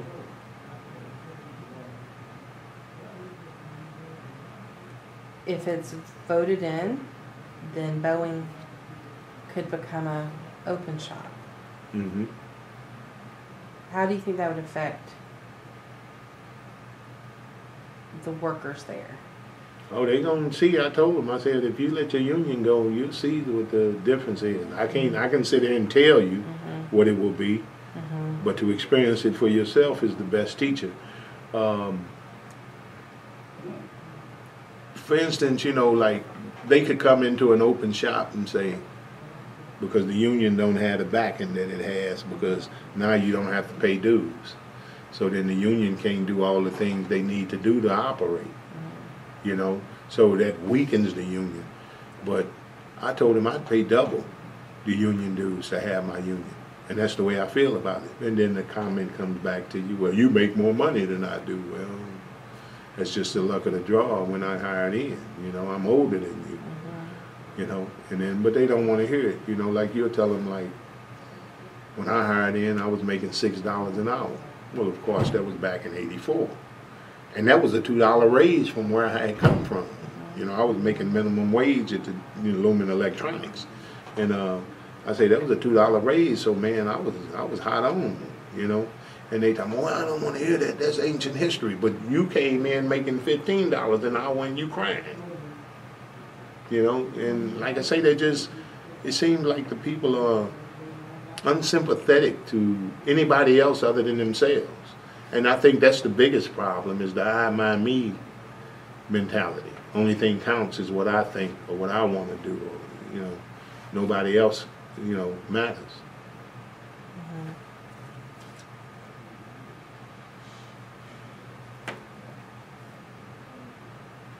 We've been interviewing for almost 2 hours. Do you want to take a break? Yeah, let me take a quick break. All right, we are back from our break, and I want to pick up asking you about finally getting hired on at McDonnell Douglas after your time working at Lumen Electronics. And you said that everybody there was kind of looking and hoping to get a job away from Lumen, but everybody wanted to come to McDonnell Douglas. Yeah. Why do you think that was so appealing for people? Well, they paid well. They knew that you might not start off high, but over the course of the years, your pay would go up. And they had good benefits, medical. Because I remember at Lumen, we didn't have good medical benefits.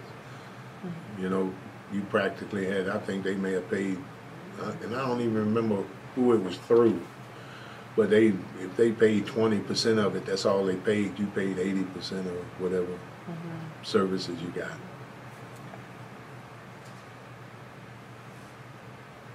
And by that time, you had a small family, or you had a son? Yeah, I had a son. So you were starting to think about people other than yourself in terms of that care. Yeah. So, what do you remember when so what was the process? Would you go and put in your application with a resume and then they'd call you for an interview? Well, I don't know what other people did, but I'd just send them a resume every 2 weeks. I had been sending them a resume since I had gotten out of service. So for 2 years, they were getting a resume every couple of weeks from me. And the one lady that interviewed me when I came in, she said, I feel that I actually know you because I've seen your resume so much over the years. Because I guess she was one of the ones that looked at them all the time. And she said, I just finally decided to call you in, And what was the interview process like? Do you remember? Well, they wanted, because I was coming into the electronic company and they build circuit board, wiring harnesses and cables for the jets and stuff like that. They wanted to know that you knew electronics, so they would give you this test, a little test. And so I took the test, and I remember that I said, well, I understood that they were looking for, process people who tin wires and cut wires to size and all that, getting them ready for the sub-assemblers to install and connectors and stuff like that. And I said, and she had offered me a job as a processor, they called it. And I said, well, you know, I'm an electronic technician. You know, I said, you have a testing job open or something like that? She said, well, no, not right now. She said, but we have a sub-assembly job open that pays more than the processor. And so she gave me the test, and I passed, and they gave me the sub-assembly position. And there was, you would have probably had some kind of probationary period on the job. Mm-hmm. How long was that? Probation was usually, if I remember correctly, about 60 days. So 2 months. 2 months. And then you could join the union once you had Mm-hmm. gone through that period. Once you make probation, then you can join the union. What were those first few months like? It was a lot of fun. Meeting new people, you know, it was all new people. I hired in with people who were coming out of the military, so there's a camaraderie there, you know, you've both been in the military. And you just got to make sure you don't tear up nothing. You know, if you tear up stuff, then that's a write-up type thing, and that goes against you. They look, well, he messed up this, he messed up that. And you might not make it, you know. Or your attendance, say you late all the time, then you won't make it, you know. What was it like going from such a small shop to a huge shop? It was kind of overwhelming at one point because they tell you, well, you need to go down and talk to Bill, and you know, who is Bill? You know, I mean, in the small shop, you know exactly who Bill is, and so it was kind of taxing at one point, but you get used to it, you know, and everybody starts to embrace you, you know, when you get in. Mm-hmm. They take pretty good care of the young people, the older ones. And what was the outreach from the union like? Did you even really have a conversation about the union before your probationary yeah, you're period? right there with the rest of the Mm-hmm. union workers. In fact, I was lucky enough to work with the president of, it was E-Lodge then, I was in E-Lodge, but the president of E-Lodge was there. And he and I just happened to go to St. Rose together when I was a kid. Oh, yeah? So I knew him from Catholic school, yeah. Okay. And he was the president of the local at that time. So I had a direct link to everything that was going on. And right now, he said, you probably know him, Jim Price up at the International. James Price. Oh, is he in charge of... Black guy? Yeah. Yeah, that's but Jimmy. But is he in charge of, what's his department? I forgot what he said. He got a new job. Oh, really? They moved him around? Well, he got a new job. He goes out all the time on contracts for the International at these different sites, and mm-hmm. I think he said something about what did he tell me he was in?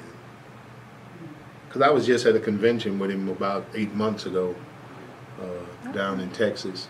But I met him because I've been to the Grand Lodge a few times. I got a picture of him. I'll show you. Huh? But he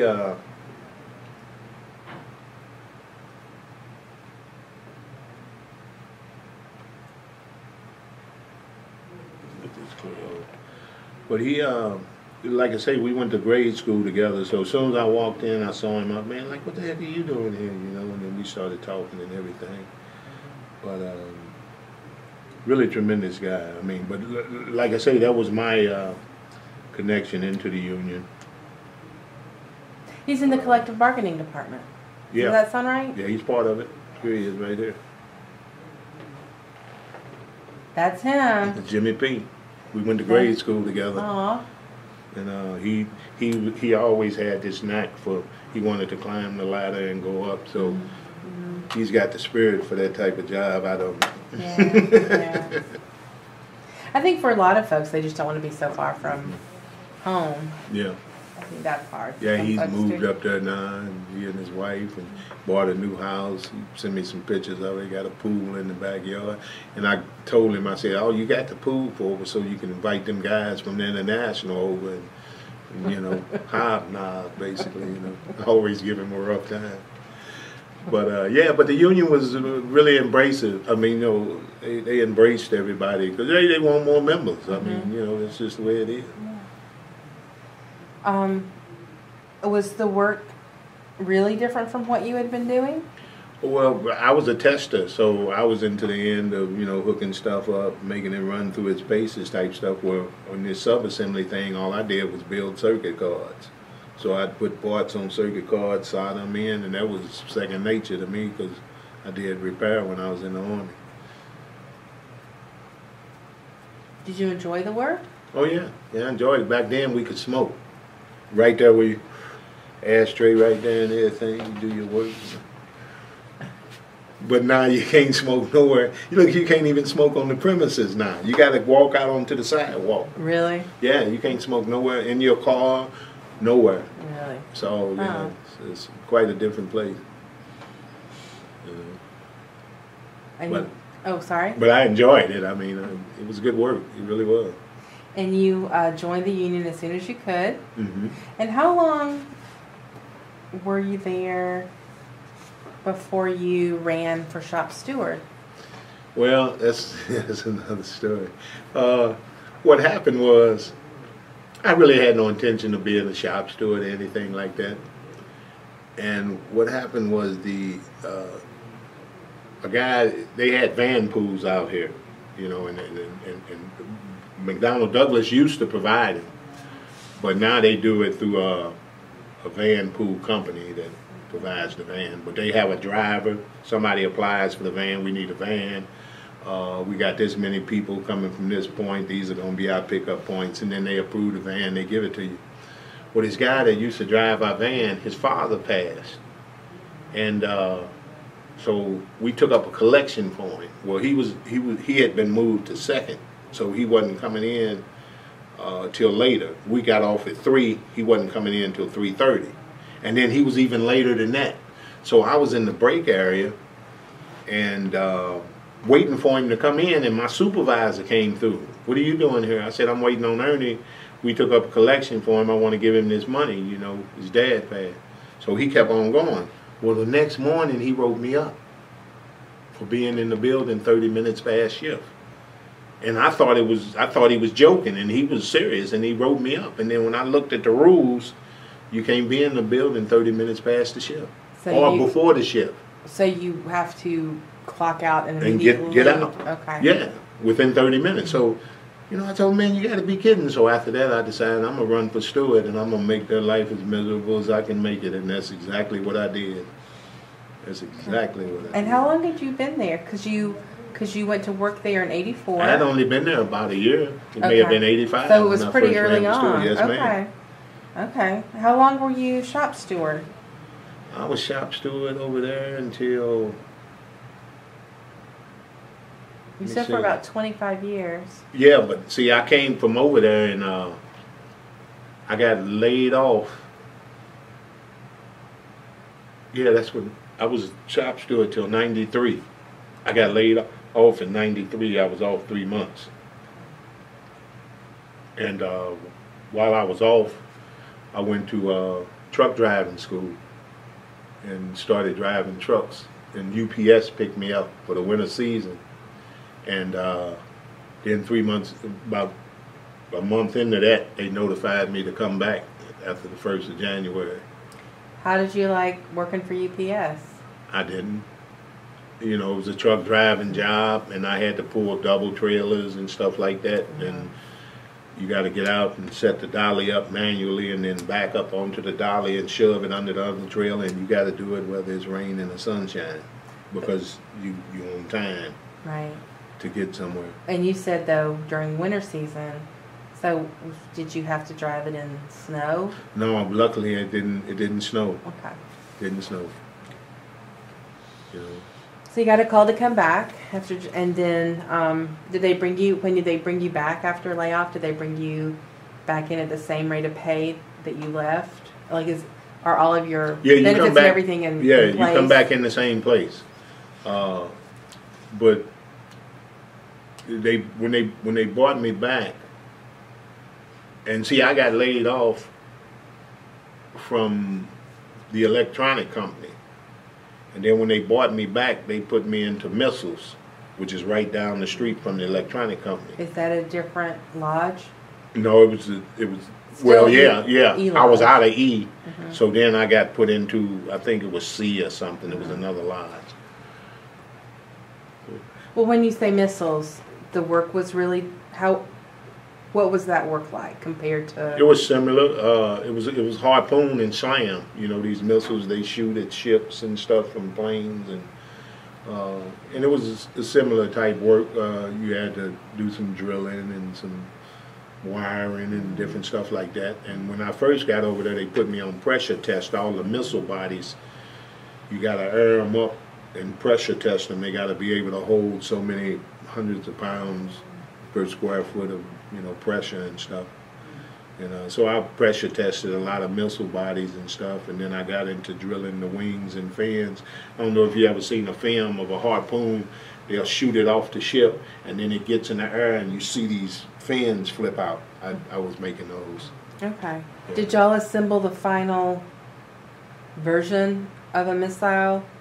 Like Yeah. like I guess once it's been weaponized, if Yeah, that's a way yeah. to. They see. We worked in the building 598, and they build the missiles, and then they go down the street to 599, and that's where they put the warheads on them. When they ship out of St. Charles, they ship fully warheaded.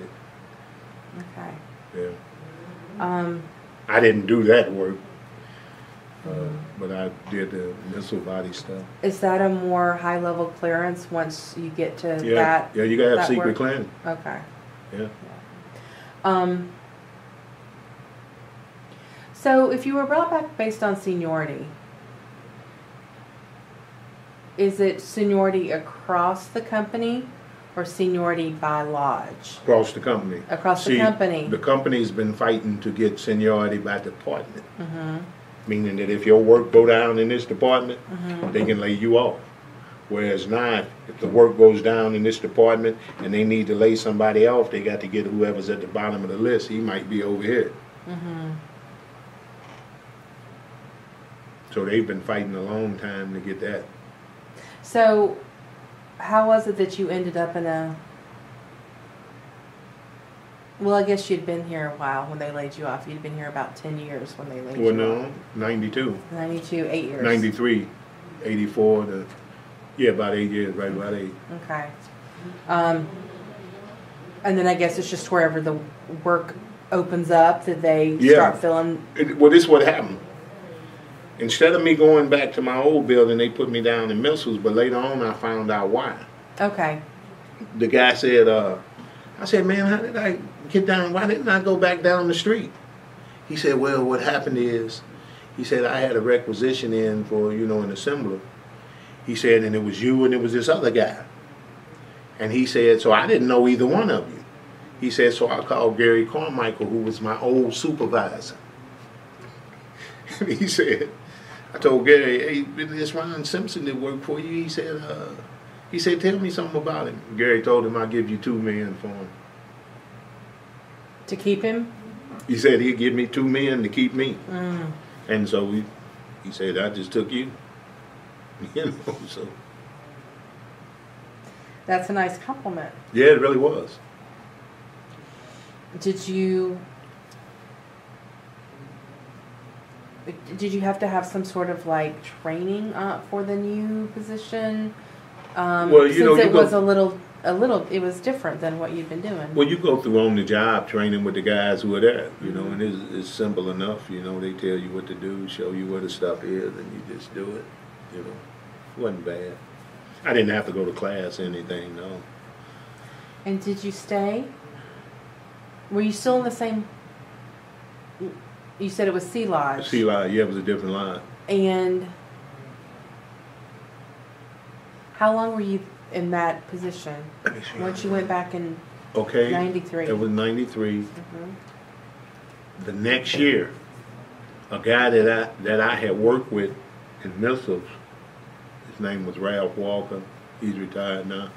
He went back to an old department over here, and he told them about it. He said, man, there's a guy over there, he'd be really good at this. So they asked me if I wanted to come over.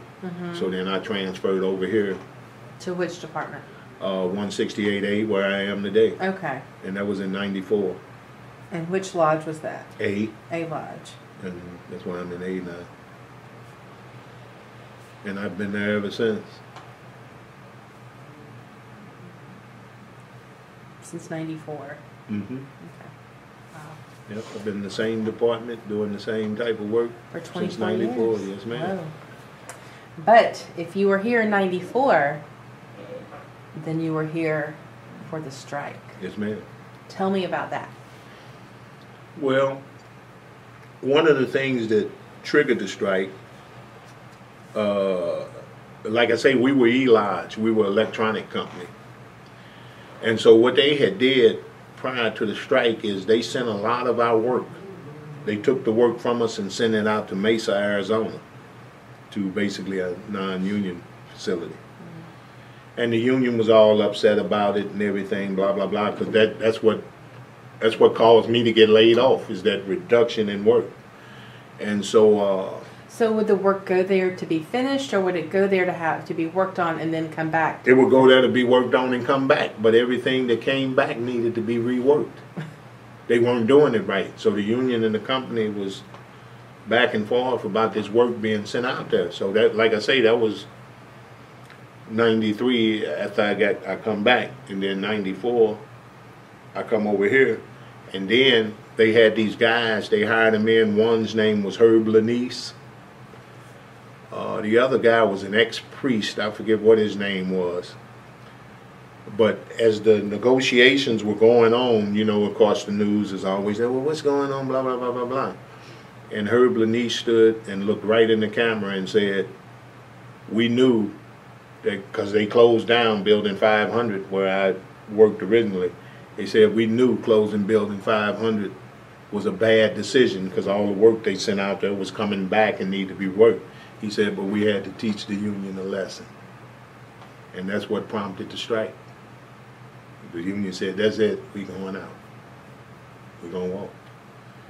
So basically they laid off and got rid of a lot of people just to teach the union a lesson. And that's what started the strike. So like I say, the strike went on. I remember I had a CDL license, and from when I got laid off, so they said, well, we're going to need guys to drive the buses to get the strikers to the picket line. In fact, we need guys to go pick up the buses. We bought a bunch of used school buses from down St. James, Missouri, and I went down there to get them. And I was telling the guys in the shop, because up until that point, we had a director by the name of Cassell Williams, and every contract, we would never go on strike because Cassell would come up to an agreement before. You know, I mean, it could be the last day. It looked like we're going on strike tomorrow. The next thing you know, we got an agreement. And then so we never went on strike. So everybody was saying, oh man, they're going to do like they always have, you know, they're going to come to an agreement at the last minute. I said, no, man, it's different this time. You know, so the day that I left to go pick up the buses, I packed all my tools up. I said, I'm packing up my personal stuff and it's going. You know, I said, I'll bring it back. You know, because at that time, we all had to, they give you a list of tools. If you're doing this job, this is the tools you got to have, and you got to bring them in, you know. Okay? So I took all my tools home, and then that next night at midnight, we went on strike. And then everybody was shocked, you know. Oh man, I didn't think we'd be going on strike. You know, I told you, man, it's different this time. And so, like I said, we were out there 99 days, and even at that time, you know, I was going through too much money that I had saved up, so I had to go out and get a job. Everybody didn't get a job. They told me about going to Myrtle Beach and L.A., and I mean, they were traveling and having a good time. It was 3 months off, 99 days. And there was a little bit of a strike fund. Yeah, you get a little bit of money. Yeah, you get, you know, $120 a week or something, and you know. But then here was the kicker. Mel Carnahan, the guy I talked to you about before, that you know, checked on why everybody was being stopped.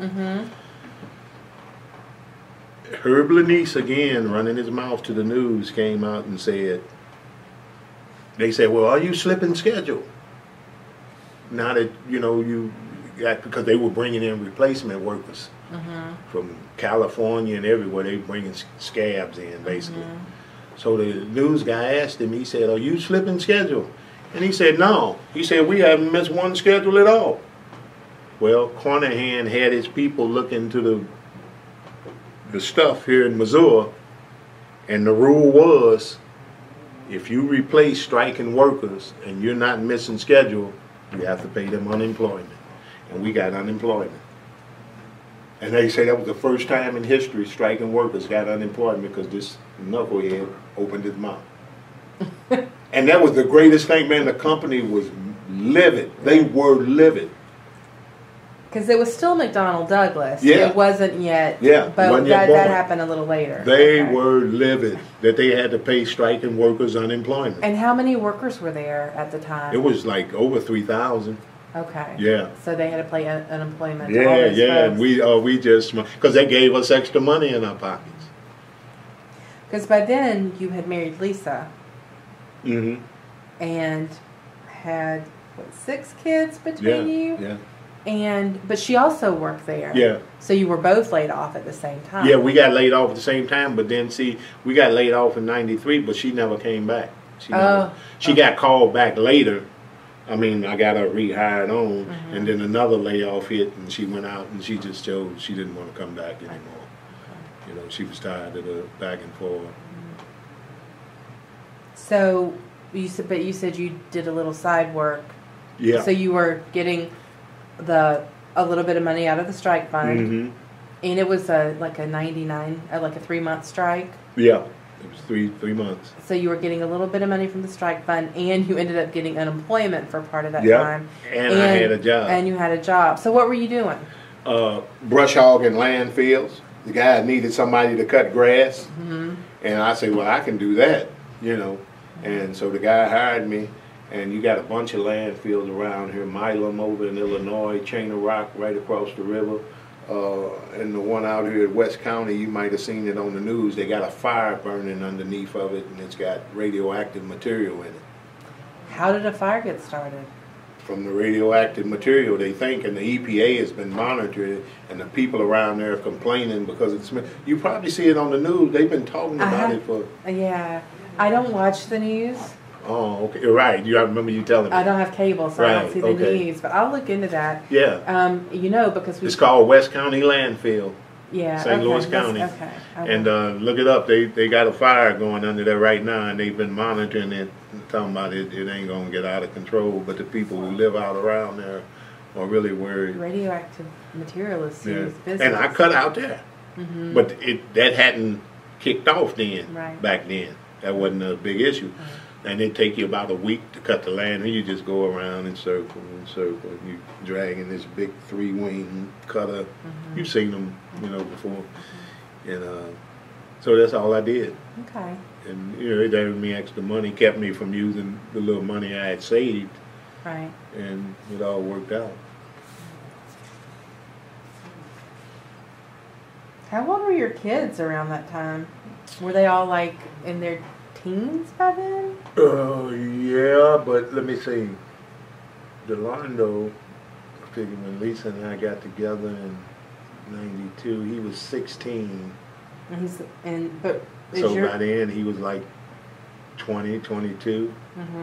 And then Alonzo was a year under him, so he was like 20, and he had went into the service, so he wasn't there. Okay. And then Alondra, my oldest girl, she was in high school. Okay. I remember she was at the house, and then the other 3 lived with their mom. I only got them on the weekends. Okay. Every other weekend. So your oldest is Ronald Jr. Ron Jr. Is he older than Delando? No, he's younger. He's younger. Okay. Delando was the oldest. Alonzo, Alondra, and then comes Ron Jr., and then Alicia and Ronell. Okay. And to kind of put it in Ronell perspective. A daughter? No. No, it's a son. Son. Okay. Yeah. But also has your name. Yeah. Ronell, basically. Yeah. Okay. Yeah. His mom was, when she had him, like I say, I had already had a previous child, and she was kind of ticked that she couldn't name him Junior. So she went with something close. Okay. That was her I see. reasoning behind it. Okay. But yeah, the only ones we had at the house was Alondra, and the other three lived with my ex-wife, and I got them every other weekend. So.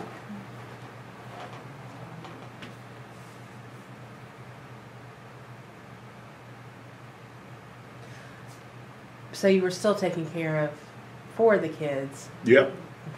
Yeah, because see, I had to pay child support, and you don't get child support reduced until you go back to court, and it takes you almost a year to get in court. So I just, arrears just stacked up, and then I had to pay it down once I went back to work.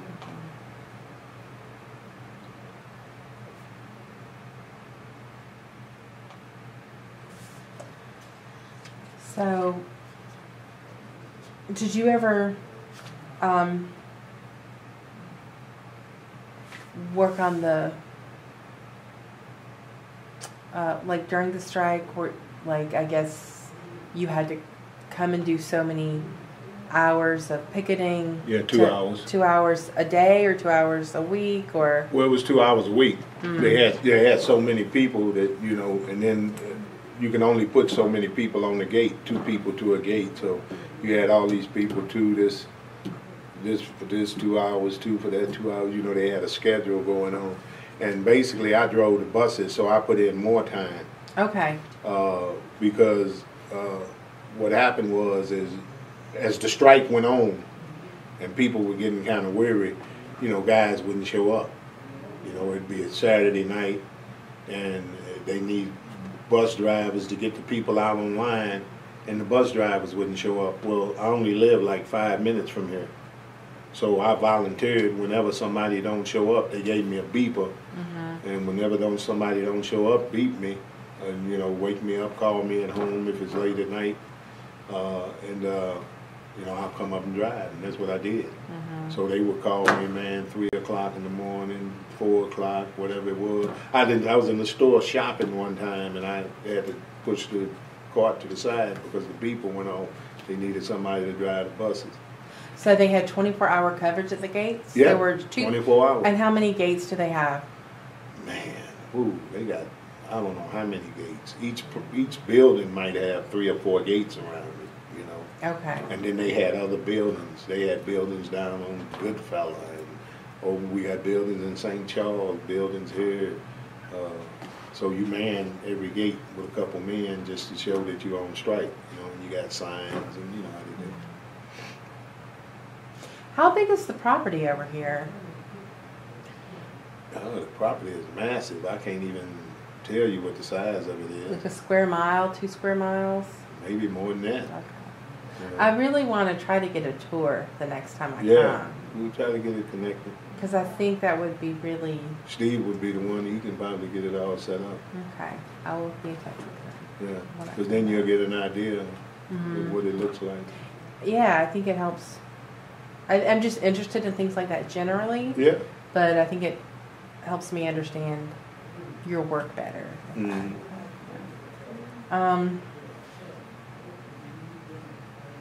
So you come back after the strike, and you are still... At that point, had you run again for shop steward, and you were... Yeah, okay. yeah, I had. In fact, when I came over from St. Charles in '94, they had a shop steward, and the guy's name, I think, was Leo Schillett.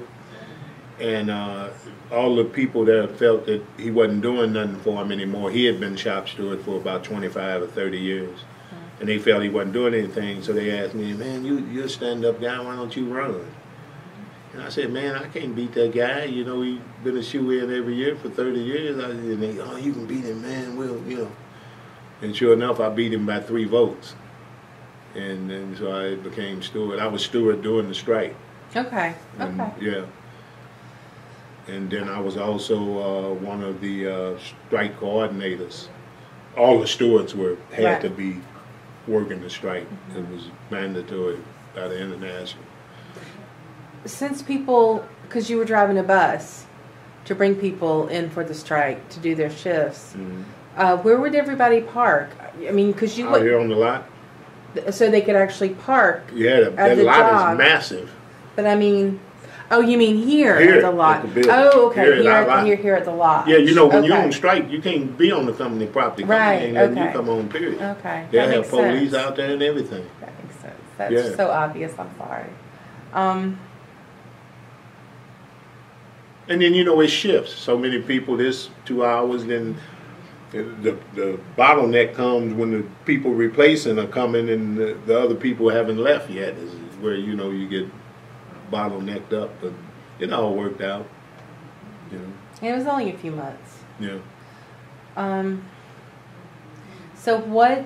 So when the strike was over and everybody agreed to go back to work, what were the what were the conditions that you worked toward?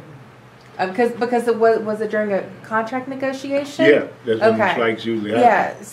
So what did y'all achieve? With Well, we didn't achieve much. In fact, the rumor was we came back for a nickel an hour or something less, you know, and it didn't work out as well as we wanted it to, but it let them know that we stood together, you know.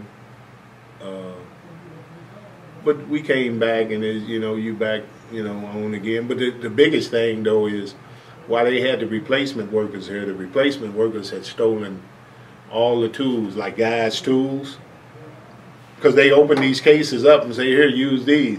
And when them guys left, when the strike was over, and they left, they stole a whole bunch of stuff. And then also we found out that while they were in here, and then what the company would do is, not only did they have replacement workers, but all of the FEP people had to come down on the floor and work. The girls and guys from the offices. and what does FEP stand for? Free enterprise personnel. They're Okay. company. They're all Okay. company. Supervisors and secretaries and everybody had to come down to see what job they could do to make this thing work. Did they bring in? And you said that they brought in outside Outside workers, people from out of town. but there must have been local folks who were union members here, who crossed the picket line. Yeah, and some of went them back did in. after so long. They were like, man, I can't, my son's diabetic. He got to have his insulin, you know. Whatever the reason was, they found reason to go across. And I'm just, you know, I ain't doing it. I can't do it, Right. you know. When everybody came back to work, when y'all did reach a contract, and everybody came back in, and those people were there. So I guess the administrative personnel just went back to what their jobs had been previously. The people who came in from other places, did they leave at that point? They left, but some of them stayed. And The company hired some of them. So then at that point, you know, people were calling people scabs and stuff like that. And the company made it where if you called a person a scab, you were fired. okay. Yeah. So, and I guess that applied to both the out-of-town workers, Mhm. but also the union members here who crossed the Cross picket the line. line. Yeah, and they're the worst So- out of it all. Your brothers that cross the picket line while you still standing out there. You know. And you couldn't call them a scab. Mm-mm. They put But out a what was it directive. like? But what was it like? It was going really back? tumultuous because you know that this person crossed the line, so you might have to work beside him or something. It was cold shoulders. I mean, it was rough. It was pretty rough for the guys that, of course, all of us who had been out on strike, we as happy as a lark. You know, we're back home, this, that, and the other. But some people were really venomous about it. And I mean, they made their lives hell, you know. And then I guess that's why the company stepped in and put down directives. You can't do this, you can't do this, you can't say that, you can't, you know. How long did that go on? Man, it even goes on today. Literally. Some people haven't let it go. Oh, you mean that scab? You know, when you say, you know, John, oh, you mean that scab? Man, I don't know nothing about it. Because I didn't know who all crossed the line. They all knew. They knew who had crossed the line. They put sheets out and put their names out there and everything. And I was like, man, that just ain't right. I mean, but They did it to themselves, I guess you can say.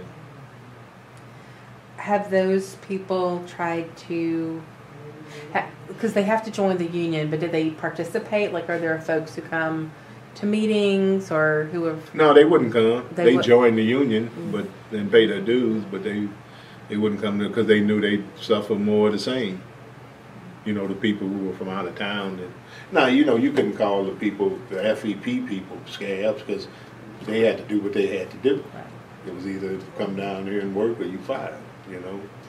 So you didn't bother them too much, but the people from out of town and stuff like that, and your own union brothers, yeah, it was kind of tough on them. I kind of just let it go. And one of the things that made me let it go was I was on the tribunal, because everybody that crossed the picket line got brought up in charges here at the hall per the, you know, Constitution. Mm-hmm. And one And describe the work of the tribunal. the work of the tribunal is you're in here and they bring the person up and they ask them a bunch of questions about them crossing the picket line, why they did, et cetera, and they get a chance to rebuttal or whatever, and then the people that were on the tribunal, and like I say, I was on the just sitting in as part of it because I was a steward, but the people who were up there actually making the decisions were asking them questions. And I remember this one lady, she said something about her daughter was really sick or something like that and everything. And no, she was sick. She said I had to go back in because I needed to take my therapy, radiation therapy, or whatever it is. And then so one guy said, well, maybe we ought to just let this go. And, you know, because of the situation. And then the guy got up and raised his hand and got up in the crowd and said, hey, we'll just get her insurance money when she's gone. Because, you know, they fine you. Like, I forgot what it was, $500, $1,000 or something. Mm-hmm. And then he said that we'll just get her insurance money when she's dead. Because the lady didn't have long to live or something, she said, you know. Mm-hmm. And that just, I just said then, I don't want to be a part of this. This ain't cool. You know, so I got out of that. I just left it alone. So, and they brought a lot of people up on charges and fined them and stuff. You know. Is that part of the bylaws, or is that so? That's part of the if you cross the picket line. They can do that. And they couldn't, of course, do that to the people who had been brought in. No, but they did it to the people who were already in the union, because then they could put you out of the union. How many? You know.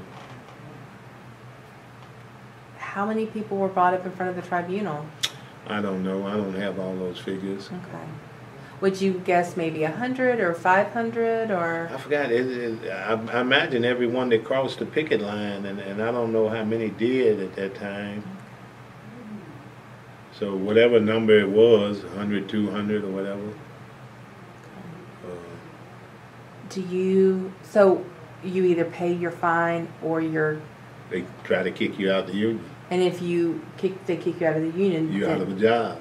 And is that part of the contract that Boeing has to fire someone if this?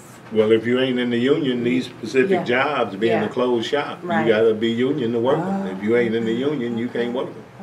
Well, that's a grievance.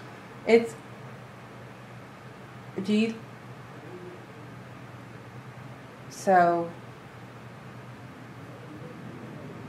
it is perhaps difficult to be sympathetic with scabs because most people suffer. But you said you didn't want to be part of it anymore. Was it what had happened to her, or what was it? It just seemed evil to say something. Yeah, what he said, to say something like that to me is just evil. You know, you got to look at every case on its own merits, and I mean that was an extreme. You know, it's either she stay out there and get sick and die, or get her therapy. What choice do you make? You know, she made what she thought was right for her. And then for somebody else to feel, well, I don't care, you know, when she dies, we'll get her money then, you know. But do you think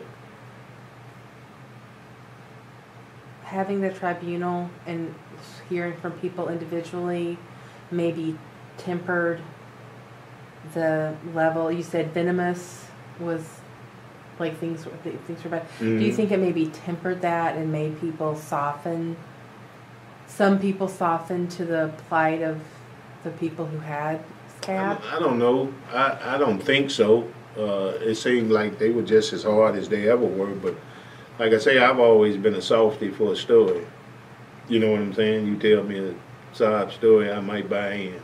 Yeah. You know, and that's just the way I am. But a lot of people aren't like that, man. If they suffer through something and you got away with something, man, it's just like in the shop, you know, and you try to tell people, man, don't tell on your union brothers and sisters. That ain't unionism, and they'll go right to management and say, well, he's doing this, because they don't get to do it, you know, and stuff like that. And you see that all the time. And so some of them just hard lying. If I ain't getting it, you ain't either, you know. So I just think that's pretty rough in certain situations.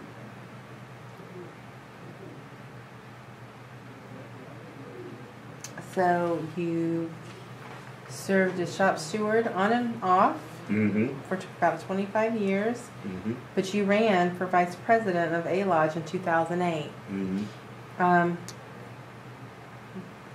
Did you run on a slate? Yeah, I ran on the slate. So what was that like? Running for... Well, it was, that particular one was pretty weird because we had a slate. Ron Evola was our president. I was running for vice, and everybody on the... And then the other ticket was Bill Brock and another guy that I knew from, he's not GKN, but anyway, what happened is Bill Brock won the presidency, I won the vice presidency. We were from two different tickets. And so we had to work together even though, and then he, and ironically I won by like 3 votes. So he called for an election rerun because of the closeness of the votes, you know, in the vice president area. So was it the election for both slates or just for your position? Just for vice president? For both slates, had to run all over again. The entire slate? Yeah, they had to run over again. So then I ended up beating him by about 6 votes. And he was really ticked about it. And we served... you know, together for that term, and then... How long is the term? I think it was 3 years. Okay. 3 years. And we served together, and got along well, because it's like I told him, when he retired, I mean, he didn't run again as president, and I remember his last day at our executive meeting, he told everybody thanks. He said, I just really want to say thanks, he said, because when this all happened like it did, he said, I thought that you guys would be out to basically kill Bill. And, you know, I told him, I said, man, it ain't about you. I say, this is about the union, you know, brothers and sisters. I said, we're here to make this union work, not play petty games with one another, you know, and that's what it was all about. So we got along. And, I mean, we had some situations where we, you know, bumped against each other. And it all worked out. So... he was like just surprised that we weren't as mean-spirited as we could have been toward him, you know.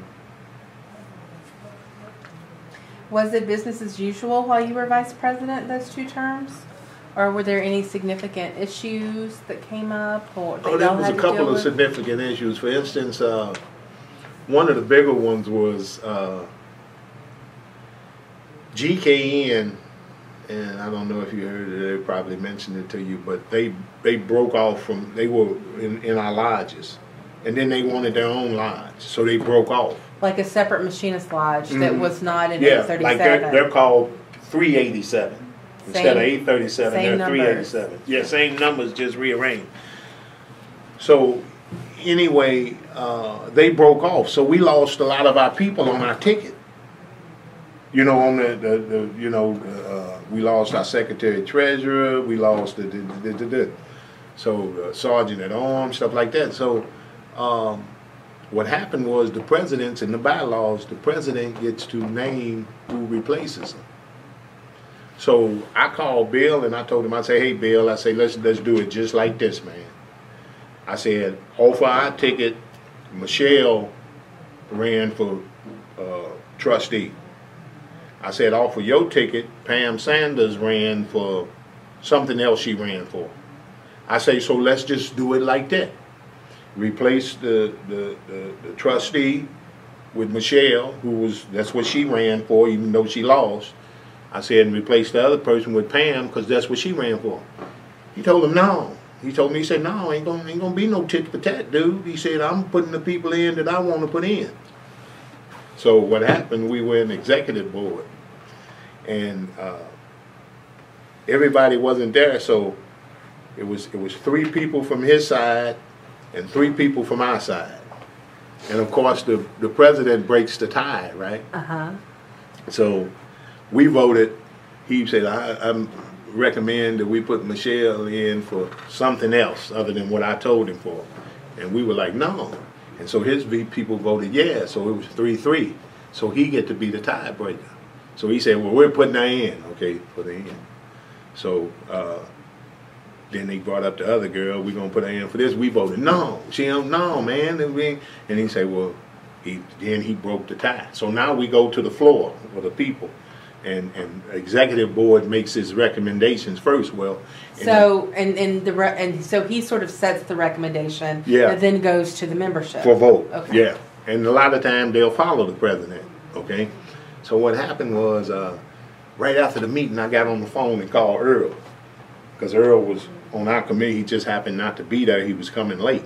And so I said, Earl, man, he done pushed it across. He gonna make it look like, we voted to, do it like this. And Earl said, I got it.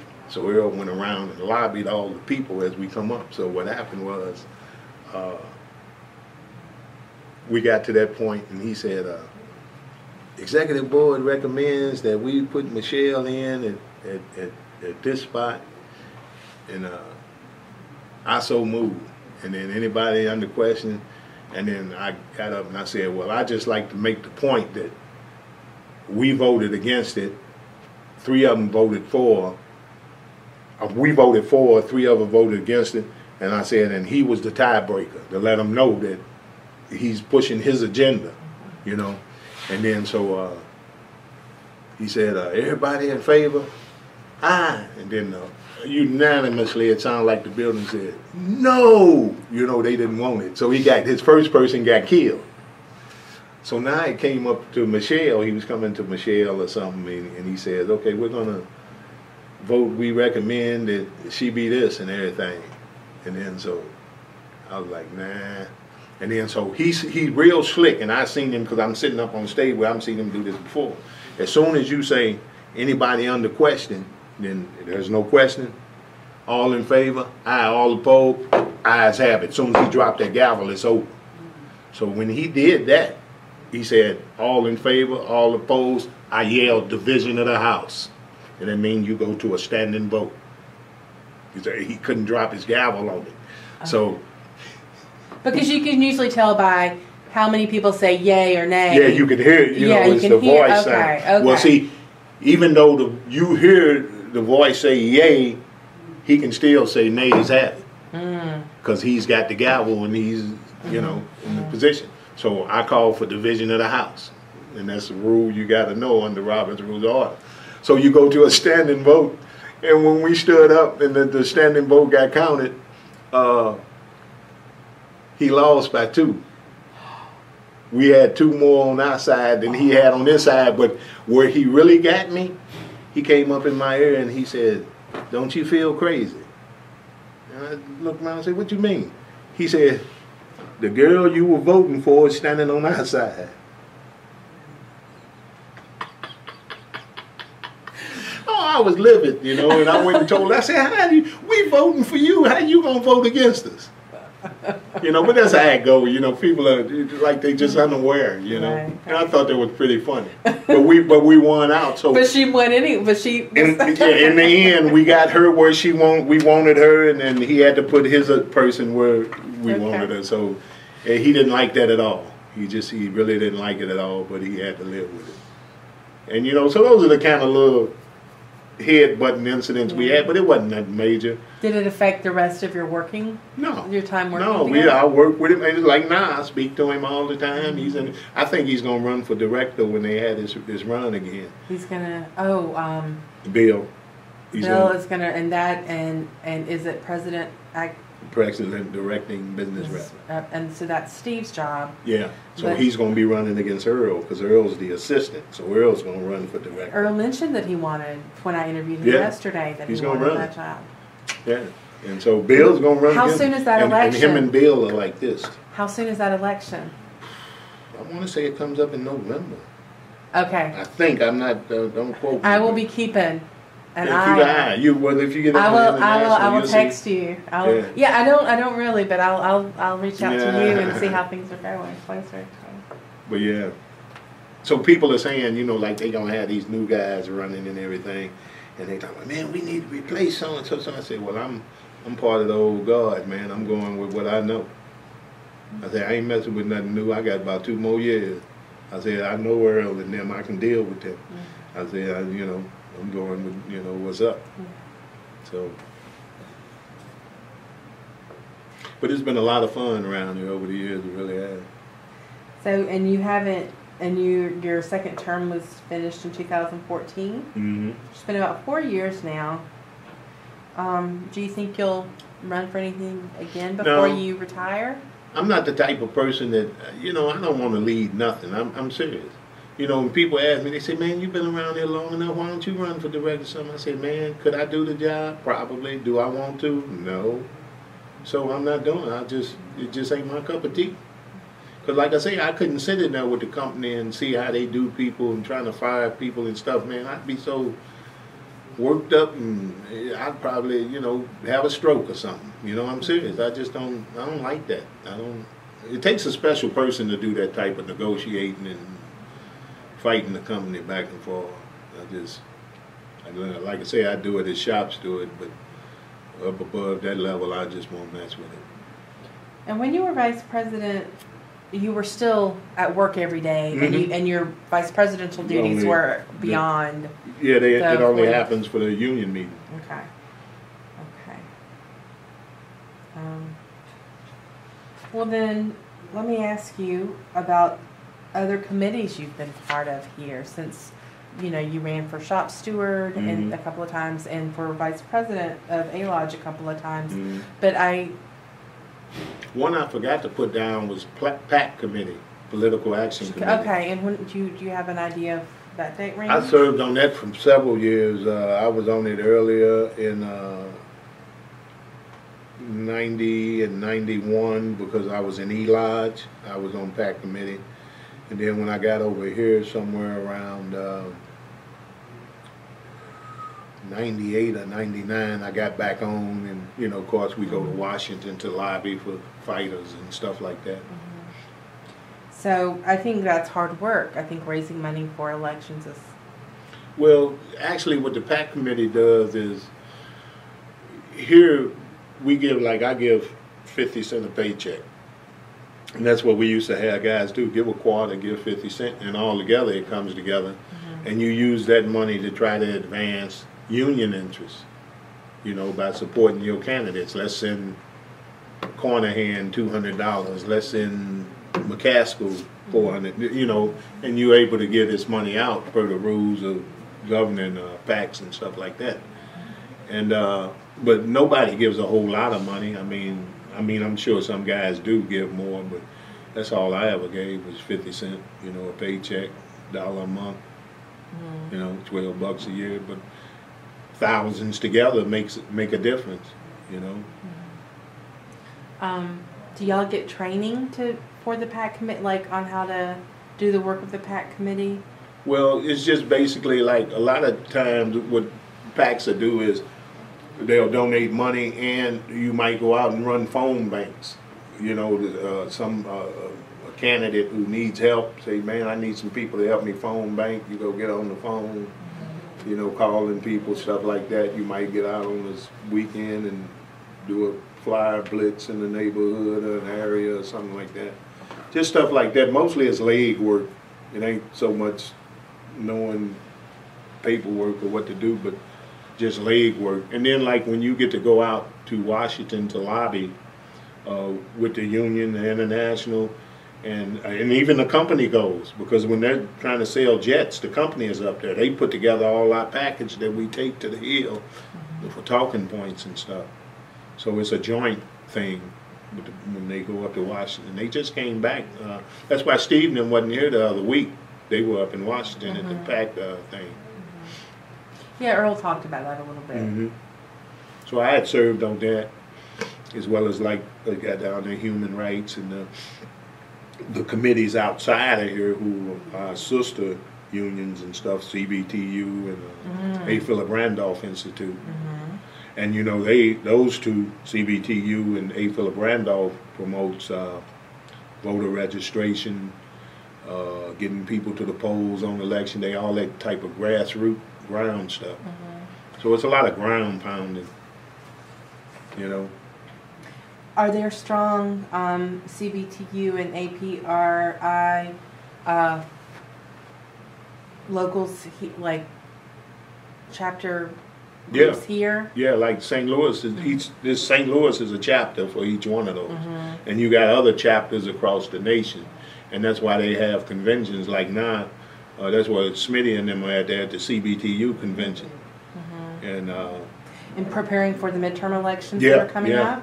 And they talk about things like staying woke. For instance, I went to the A. Philip Randolph convention in Hollywood, Florida, and the theme of it was stay woke. That means pay attention. Yeah. You know, we've got to stay woke on what's going on and vote accordingly and get these people out, you know. Do y'all have, in those two organizations, a lot of participation from younger union members? Well, yeah. In fact, whenever you go to those conventions, they always have a youth delegate. Okay. I mean, it's a lot of young people, and every parents local bring their kids in. You know what I'm saying? Parents say, "Hey, come in. You need to get a part of this," and so you have a lot of youth participation. Not as much as it should be, but I was impressed by the number of youth and what they do when I go to the conventions, because when I was young, I wasn't involved in nothing like that. I guess I don't know if they had it. Well, no, they didn't have CBTU, because it's only been around since what, 68, 69. So I mean, when I was in high school, it would have just been started. But we've had some great leaders, and here in St. Louis, we had Lou Moy. He was the director and president of CBTU from the time it started in 68 till just a couple years ago. And then he's the, what they call President Emeritus for the national convention.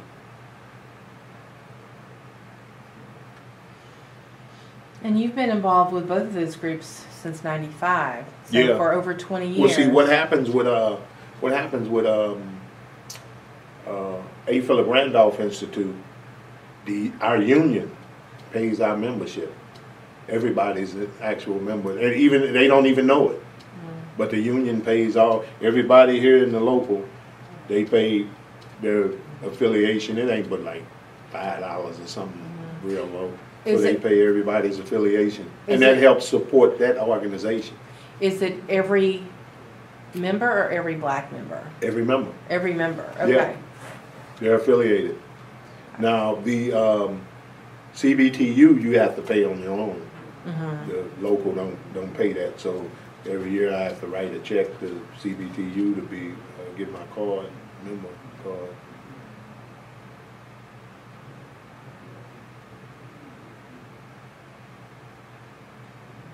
Did you see, this is somewhat related, that Georgia had its primaries on Tuesday, and the Democratic nominee for governor is a black woman, Stacey Abrams. Great thing. We're really excited. But I probably shouldn't have said I mean, but talking about elections, period that's a great thing, man, because they try to make it a good old boys network, like you wouldn't believe. That governor stuff and all that, it's a good old boys network, still alive and well after all these years. You know, Georgia State University campus, we're only one block north of the Capitol, so like I see it every day. Mm-hmm. So locally, what kind of things do you do with the local chapters of these two organizations? Like, Well, you just go to meetings and, you know, get involved. They might ask for phone bankers to support local candidates, you know, people running for alderman, state rep, you know, state senate, stuff like that. You work phone banks, do some blitzing for them, stuff like that. That's about the size. It's all ground pounding, you know, groundwork, you know. And then years ago, back in the 80s, I worked with a guy's election campaign. And back then, you have a list of phone numbers, and you dial the number, and you talk to the people, and you get the next, and you dial the number. I went last year to work one, and it's automated, man. You sitting at this computer and everything, and then you got a headpiece on, and then you push this button saying that you're ready for the next one, and then boom, the screen will light up and show you every voting member in that household by name, just say name, age, and it comes up so that you, yeah, can I speak with Michael Smith, please? You know, and it's all automated. And I was impressed. I really was. I couldn't believe it. But then, like I say, 80 to now, yeah, you know, it's a whole different animal. But like I say, those organizations, it's just a lot of on the ground work, you know. Getting out to vote, getting people registered. It's a constant drive. And you know, they have monthly meetings just like we have our union meeting. You can go down to the meetings and talk about what they're doing, what they're going to do, you know, stuff like that. Like I say, we have so many people go. Like I say, I don't make all those meetings, but I get feedback of what's going on, where we need help, and then I can, you know, say, hey, I'll come in, you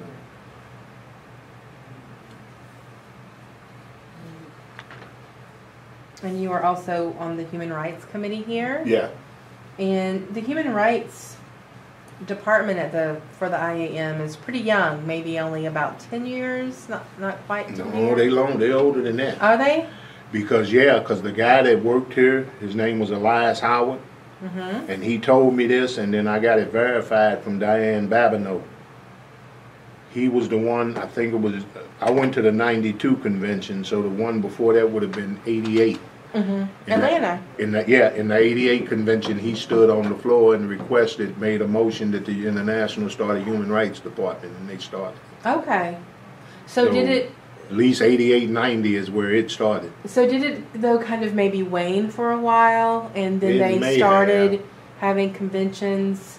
It may have. Okay. It's just that because I hadn't been here very long, because I met you in 2008 at the harbor, you and Leanna Carleen, and then maybe a year, and then in 2008 was also a Grand Lodge convention down in Orlando.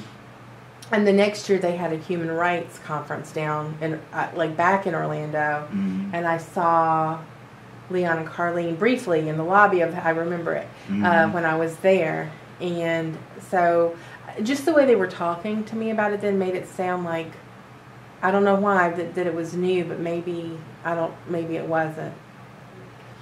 Obviously it wasn't, but it just, for some reason, I thought that had only been started recently. It's been around, but I think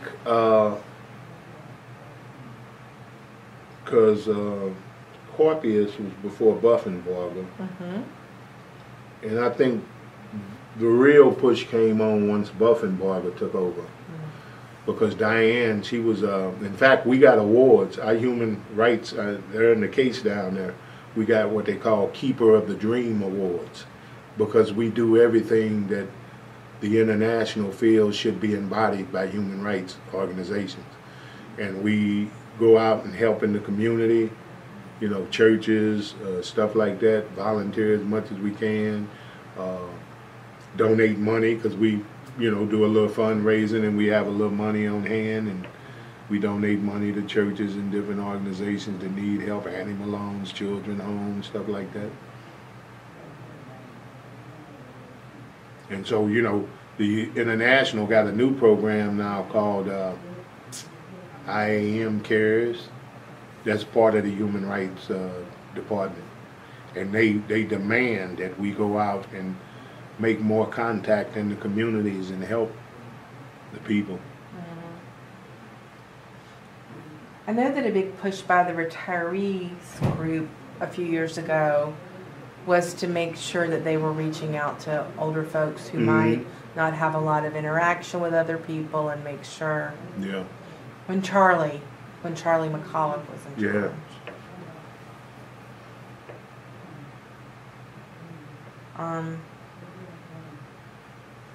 There were a few things I noted that we talked about earlier, but I wanted to come back and follow up. One of them has to do with the Florissant Valley Community College training, and people were being turned away because they said it was for laid off auto workers only. Yeah. So were there big plants here that where the work was taken away? Yeah, they closed the Chrysler plant. Okay. How long ago was that? That was. It had to be somewhere around. It had to happen after '96, after that strike. I can't remember when it was, but they totally shut the whole plant down. So it's been about 20 years? So, and like I say, because the state was funding the training, they were in control of who they put in it. And I don't think the dude, the guy at the employment office was supposed to tell me what he told me, but that's what he said. You know, and I brought it back, like I say, to Mr. Van Gales, and that's when he said, well, you know, we're not paying for it, so we can't tell them what to do. You know, we just looking for workers. They're training the workers, exposing us to them. Either we take them or we don't. Were some of those folks able to get a job for Boeing? Yeah, we got a lot of guys from the Chrysler plant come in. Several anyway. I know one of them was a state rep, Clem Smith. He was a state rep out of, I'm going to say 71st District, or I might be wrong. But he was from Chrysler. And then he since left because when we voted our pension away in that contract extension, I noticed I heard he had quit and went on somewhere else, and then I saw him at a convention downtown, and I was talking to him. I said, man, where you at now? And he said he was at some place, and he said, man, I had to go where they got pension, man. So he quit, because he had only been there a few years, so he quit and went where, you know, they were still offering pension. Do you know about how many people lost their jobs when they closed the Chrysler plant? Not offhand, but I'm sure you can look it up. The Chrysler plant, St. Louis, Missouri. Was it substantial? It was huge, man. It was a massive place. Yeah, it wasn't no little place by any stretch of the imagination. That must have had an impact on the community, the entire community does. To some degree. Can you talk a little bit about that? Well, the impact on the community, you know, rose into, now you got people who used to go out and eat and not going out to eat anymore, so now the waitresses and waiters aren't getting tipped. I mean, and then the people that worked at those plants, they come from all over. I mean, you know, they some from out further west, some from St. Louis cities, Florissant, Hazelwood, you know. There's people work all over, and then those people, if they can't get back into gainful employment, a lot of them lose their homes. Then you don't pay taxes, and then the city services start going down. I mean, it's just a snowball effect, you know. Do you know why they closed the plant? Somewhere around that time, I think they merged with Fiat. Chrysler and Fiat merged, and I can't remember if that was the reason they closed or not, but that had something to do with it. Because they looked at the old dinosaur plants and say, oh, that's outdated, we need to build a new one over here in this state. And of course, like I say, they start looking at right-to-work states. Because a lot of your auto manufacturers are down south, and that's why. Because they hold the wages down.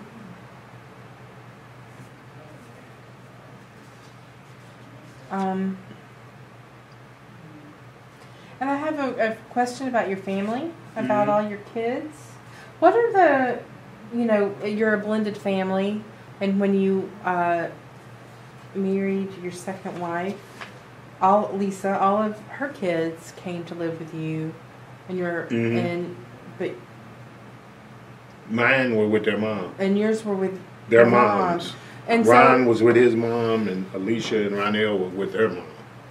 and so when you bring everybody together, what were those family dynamics like?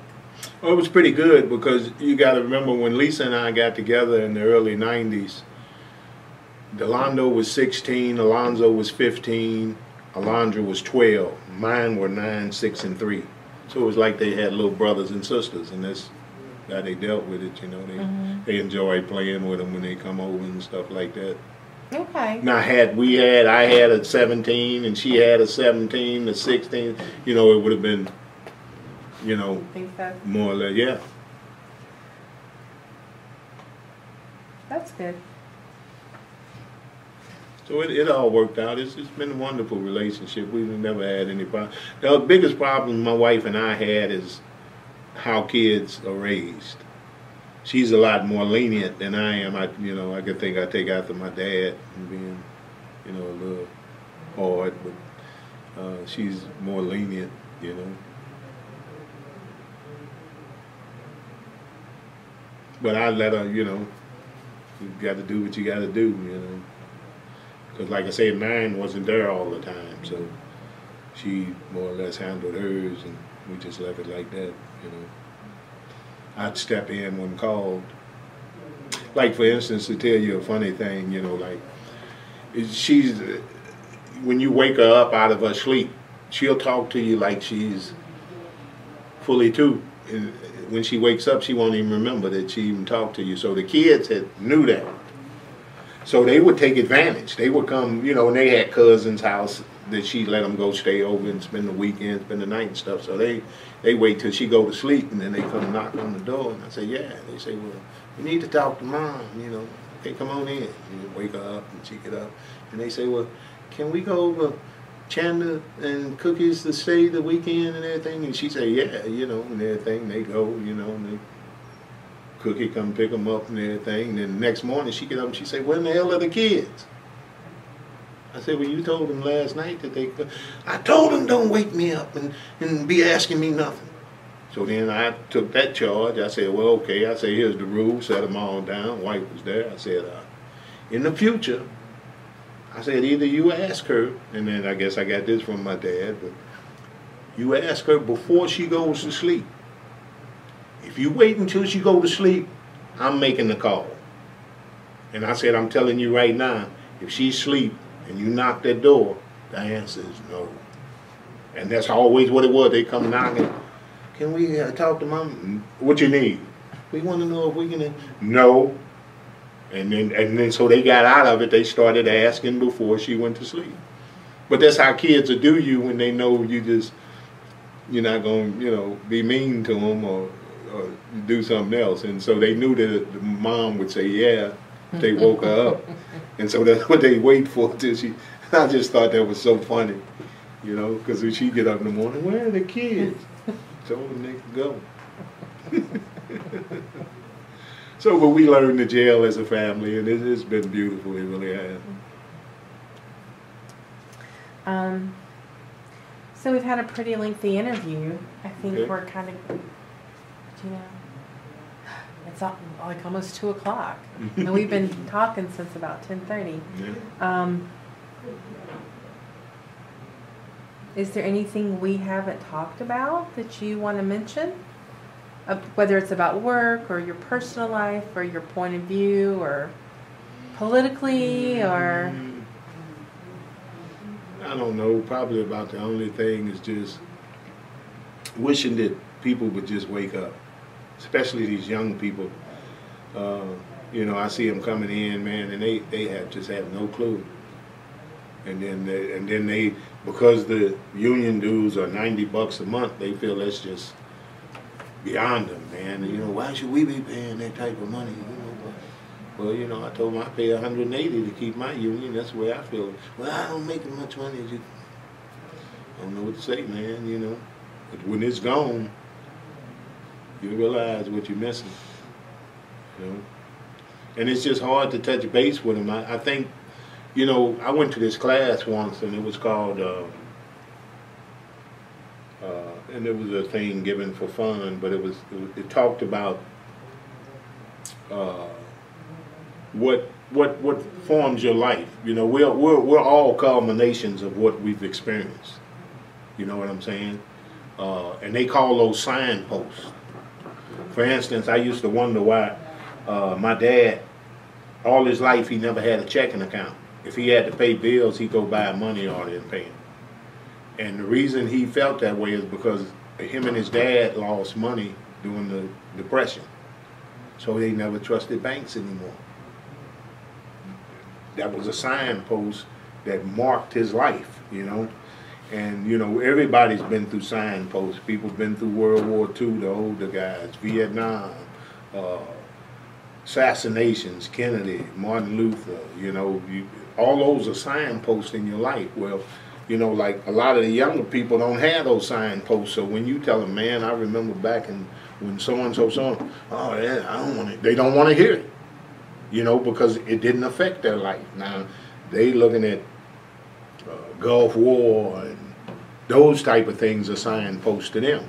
And so this whole thing talked about the difference in, you got what they call traditional people that was born prior to 1948, the older people, and then you got your baby boomers, and then you got your Generation X, Y, millennials, and all of them, they said for the first time in history, 5 generations are in the workplace at once. You still got some old dinosaurs from, you know, still working from being here in the 50s and stuff, and just the baby boomers and coming on up. And they all have different signposts, so they all are on different wavelengths. And when one goes to talk to the other, you got to remember, or try to remember, when they were born and who you're dealing with. Because I was talking to a guy, and he didn't look that young. And then I said, man, I remember back when such and such, and he said, man, do you realize I wasn't even born? I said, no, I didn't even think about that. And you got to kind of just realize who you're talking to when you're in the shop now, because they said 5 generations are in there together. And they all got different viewpoints and stuff.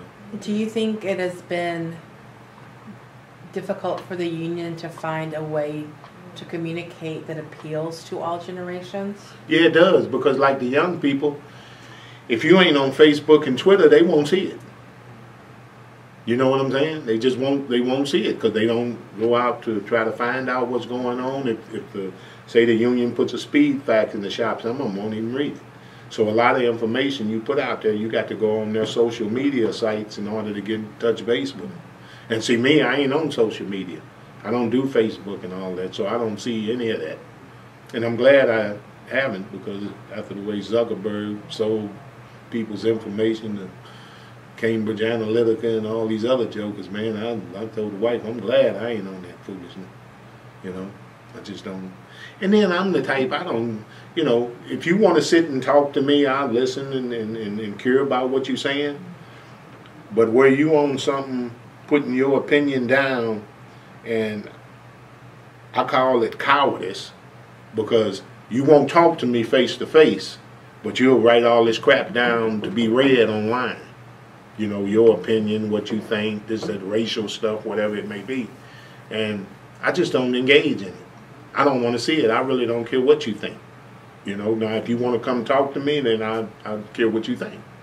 You know, but if you, because to me, I call it electronic ignoring. I remember one time my wife was really upset at her sister about something. And she called her, boom, boom. She got an answer machine. Call me as soon as you get a chance. She texts back.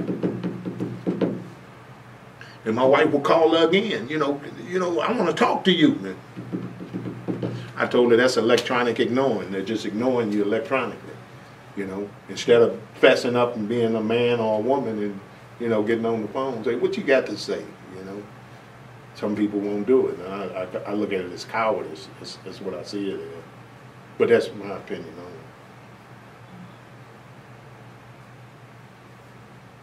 it. You know, and texting and all that is great in its place. You know, you don't have time to really talk, but I'll be there at 3, you know. It's great. But when they start, well, I think such and such, and the Black Lives Matter, and you're doing all that foolishness, and nobody cares what you got to say. Keep it to yourself, you know. But they influence other people that way. Mm-hmm. You know, and that's exactly what Russia did in this past election by having all these people pose as people here in the United States, and they're reading the stuff and the responses they got to say, and they people trying to do us harm.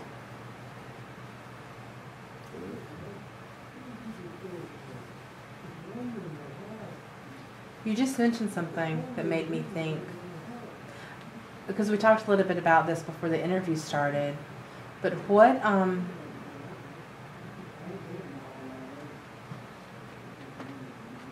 you know, I feel if I ask white union members about race issues and racism and even sexism, ask, because it's a lot of men, ask about sexism in the plant, they'll pretty generally brush it off and say, we might have had a problem at one time, but things are really good now. And I wonder if maybe they're able to say that because they're white or because they're men and they don't fully understand because they haven't lived or experienced those issues. Mm-hmm. Do you feel comfortable talking a little bit about that? Yeah. For instance, I think you're exactly right. You know, you hear they put it out there as white male privilege. Okay, and that's where, like, if you go back decades, a white guy could travel anywhere in this country he wanted to. A black man couldn't. You know, if you look in the history, like I told you about my dad driving to Chicago, it was places he couldn't stop to eat. Okay. They said that in the 1930s, AAA put out what they call a Green Book that detailed where blacks could stop to eat. Because if you pulled into the wrong town, you could find yourself lynched. And this is something I wanted to bring and show you. I got this as one of the conventions. And the Equal Justice Initiative, who try to get these guys who were put in penitentiaries when they were children and stuff like that, have opened the lynching museum in Montgomery, Alabama. I think it just opened this month. But they say they got dirt from every place that there was a lynching. Look, they got the names and the date that those people were lynched. That's dirt from the actual tree where they were lynched. So blacks you can't go anywhere as a black man, even to this day. I can't just go anywhere. I have to be careful about where I go because I could have problems. And right now it's coming from the police. The police will stop me and what are you doing here? You know, and when you're dealing with the police, because when I was stationed at Fort Campbell, they had a Klan rally there. And the Army said, we want everybody in uniform, we want you out there, we want you protesting, no clashing. So we were across the road, but I saw them burning crosses, hoods, and I couldn't believe it. Because I'd seen this on television, but to actually see it in person is a whole nother animal. Now, some of them guys wearing hoods, that's probably your mayor, your chief of police, you know what I'm saying? I know. And so when I was down in Fort Campbell traveling around, I get pulled over in the middle of the night, I'd be just as nervous as I could be because you don't know who you are dealing with. So a lot of people say stuff because they haven't experienced things. It's like a girl told me in the shop, she said, oh, that racism stuff doesn't exist. I said, baby, you had no idea. Don't talk about something you don't know about. Just say, I don't know. You know, don't try to sugarcoat nothing or say that this don't exist because you haven't experienced. I said, for instance, here I am as a 60-year-old man, and I've experienced this recently because I told my wife about it. I'm walking down the street downtown. Looking white guys, look like bikers, and tattoos and everything in front of me. They go down, white girl come by him, boom. Soon as she see me, she moves her purse to the other arm. What I look like 60 years old snatching somebody's purse and I can barely run. They do this subconsciously because it's ingrained into them from children to distrust black people. And people say, that's not true, that's not true. No, it's not true in all households. But in a lot of households, especially down south, with them evangelical so-called Christians, yes, they do. That's how they teach it, you know. And, you know, I'm straight up with it. I don't pull no punches on it because I've seen it and I've experienced it in my lifetime. And still experience it to this day.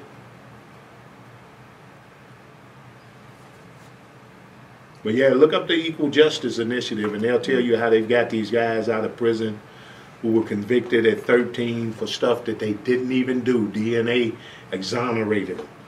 But back then, you wasn't hearing it. You need somebody to put in jail, so you put them in jail. And so the Equal Justice Initiative, like I say, they put together that lynching memorial, and I told the wife we got to go down there to see it. And they say it's really something, though, the way they got it set up. But see, we get this, and it's like I tell these young guys, like I was telling you, you got the young guys who need to be going out on these trips and stuff, to these conventions, because that's where I get that stuff from. You learn on these conventions and trips. You are exposed to stuff that you ain't exposed to here at home. For instance, they let an older guy talk at the A. Philip Randolph convention. And he got up and he said that, and I forgot what year he said it was, 1950, 55 or something. He said some ladies got together. And the reason I'm bringing this up is because until you hear this, you have no idea that this was the case, because you don't know where to go to look for the information or nothing. But he said some ladies got together in Atlanta, and they said, we want to start a school for black girls. And so they said, well, we'll go up to Ohio and see if we can solicit some money. So they went around all the churches in Ohio. And he said they collected about $70 or something. And he said, so one of the ladies said, let's go to David Rockefeller. Okay? So they went to David Rockefeller and appealed for some money. And his wife told him, I think this is good. You ought to give him some money. So he gave him $10,000. So they went and opened a school in Atlanta. They named it Spelman. That was the maiden name of Rockefeller's wife. You don't find that unless you go, you know. And he said, Rockefeller went down and said, this is a good thing. He said, I want more schools, Morehouse. That's where all they come from. That's where Martin Luther King come from, his father. And he told the story about Martin Luther King's father. Like, for instance, his name was, he called his name. And he said he didn't change his name to Martin Luther till he went to Europe and saw the information about Martin Luther, then he changed his name. You know, and then his son followed him and became a great civil rights leader. And you don't know this unless you go to these things. Mm-hmm. And so now, like, the International has got it. I don't know if I was telling you this, but in order for you to go on the trip, I got to put it on my credit card. I got to pay the plane. I got to pay the hotel. Okay? And not until I get back and get my money do I pay my credit card off. And see, these young people don't have that money. They can't do that. They're raising families. They can't put that money aside. So now they won't get the knowledge transfer. You know what I'm saying? But I just think the International need to do something different. That rule needs to change. You need to go back to you paying the plane ticket and the thing so that these young people can get out there and experience what they need to experience to take them on into the future. You know? But anyway, that's me venting. How long ago did that change? Did that policy change? Oh, shoot, I can't say when, because when I first started traveling, that's what they did. They paid for it, and then you know, right, went and came back, and just all you had to do was bring all your receipts, and that was it. But then I want to say maybe after 2000 or something, I don't know, somewhere around there, they changed it that you got to pay for it out of your pocket.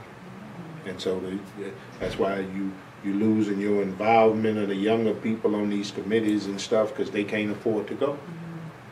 So why waste my time? You know, the young guys gals just look at things so much differently than the older people. But that's what it is.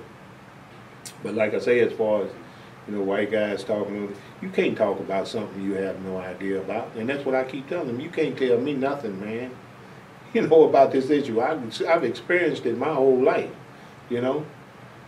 And do you think things are ever brushed over that happen at work? I mean, has anything substantial happened that maybe the union didn't support black worker, or the company didn't? Think about this. Think about the good old boy network. Think about #MeToo. Think about these guys here in the 60s who were supervisors and managers, and women who were here that needed their job. Mm-hmm. How many of them you think got assaulted in some kind of way because they couldn't say nothing? If you said something, you may be fired. You know what I'm saying? Mm-hmm. So, I mean, it's just obvious. And for anybody to say that it ain't there, you're dead wrong. You know, it even exists to this day. You see it happening all the time. Regularly, it's coming out in the news. This is happening, that's happening. And see, it's just that calloused thing of white male privilege. They feel that they can do anything they get good and ready to do. That's sort of like with the lynchings. How do you just up and hang somebody for no good reason, and then nobody stands trial for it? The whole system is involved. Police system, everything. Look at, if you go back to Emmett Till, okay? The lady said he whistled at her. Now she's come forward recently and said that never happened and wrote a book about it. You had somebody killed over a lie. And then you can sit here and write a book about it now to try to say you're sorry. That didn't happen 5 years after you did it, or 10 years after you did it. Now you're an old woman. Now you can come out and say that he never whistled at me. And here's another thing a lot of people don't know. Remember that I can't remember what his name is, but the minister that Barack Obama was involved in Chicago, and they were talking about the guy was a racist and this, that, and the other. Do you know who that guy was? That was Emmett Till's cousin. He was with Emmett Till in the store the day that they got accused of this. He was standing there. They had their daddy bring them both to the door as this woman pointed out Emmett Till. It could have just as well be him. And that's a signpost and a mark in his life that that guy will never forget. And I told him, I said, whatever he is, he's a product of what he went through. You know, and look it up. That was Emmett Till's cousin. You know, and a lot of people don't know that. They say, oh, he's a racist and he's got no reason to be this. He got all the reason in the world to be that way, because he could be dead right now had she picked the other one. You know? So, like I say, those of them that say it don't exist, you need to experience it, you know.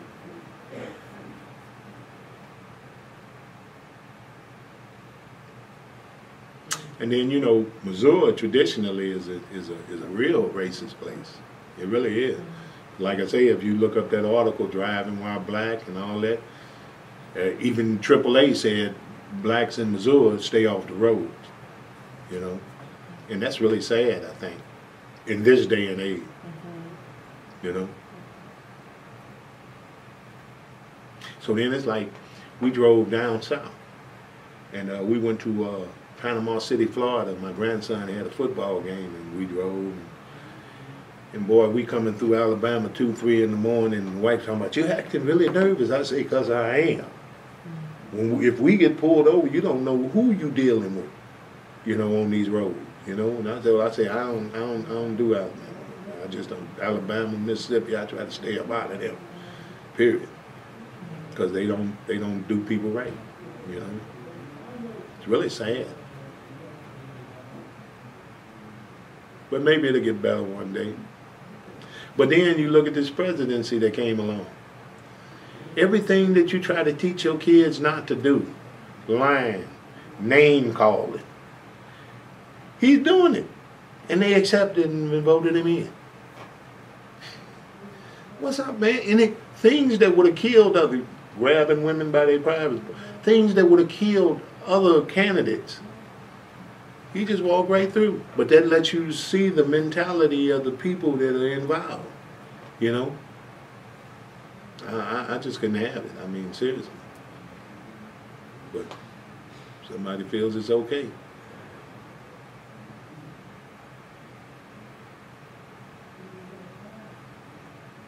Kind of rough, but true, unfortunately. Some people have said, I've heard people say, that generally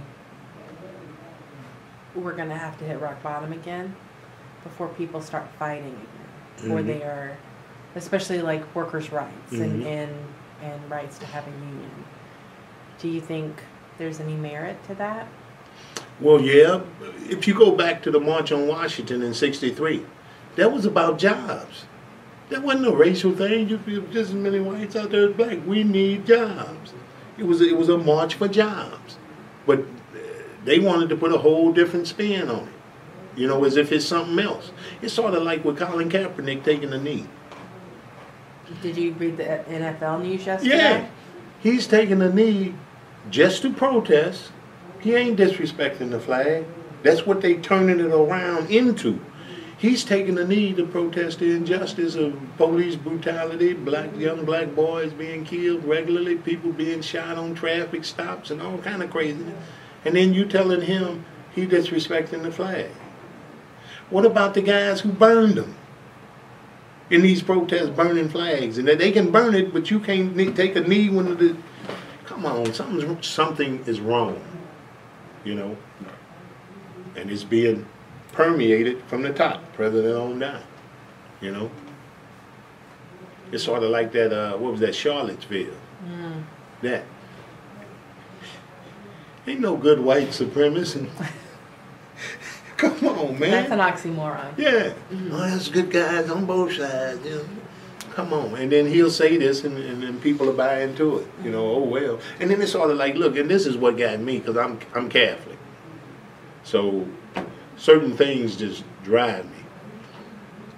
But when that guy was running for governor of Senate down there in Alabama, remember? Roy Moore. Roy Moore. And they're supposed to be evangelical Christians, so to speak. And his wife got up there and said, and I wanted to, oh man, I was livid. She said, if Jesus Christ himself came and said that he did what they're saying he did, I'd still have to question it. You gonna question Jesus Christ? Come on, lady. You know, and that's the mentality of these southern so-called evangelicals, you know, because their whole thing is, and like I say, this article, I'm gonna let you take this, but this article tells you that the racial thing, right to work, came directly from the fact that slaves were emancipated. Because then these guys say, you mean I got to pay them now? And they was once my property? And they couldn't stand it. And that's why they went to secede from the Union. See what I'm saying? So after they got whipped in the thing, and they sent the troops down there to oversee them, they said some of the troops that they had overseeing them was black, that had joined the Union Army. And they say they couldn't stand it. And so that's when they started this lynching and everything they could do. And then because your state government controlled what they do in that state, nobody ever stood trial for it. Because the federal government wasn't stepping in to say, hey, this got to come to an end, you know? And it just went on and on. You know? But see, like I say, a lot of people don't know all that history. Another thing that a lot of people don't know, for instance, and I worked in restaurants when I was young, and I always said, how am I making I was making minimum wage in '75. I was working after high school in a restaurant. I said, how am I making $4 1/4 an hour and the waiters and waitresses only making $2? You know why that is?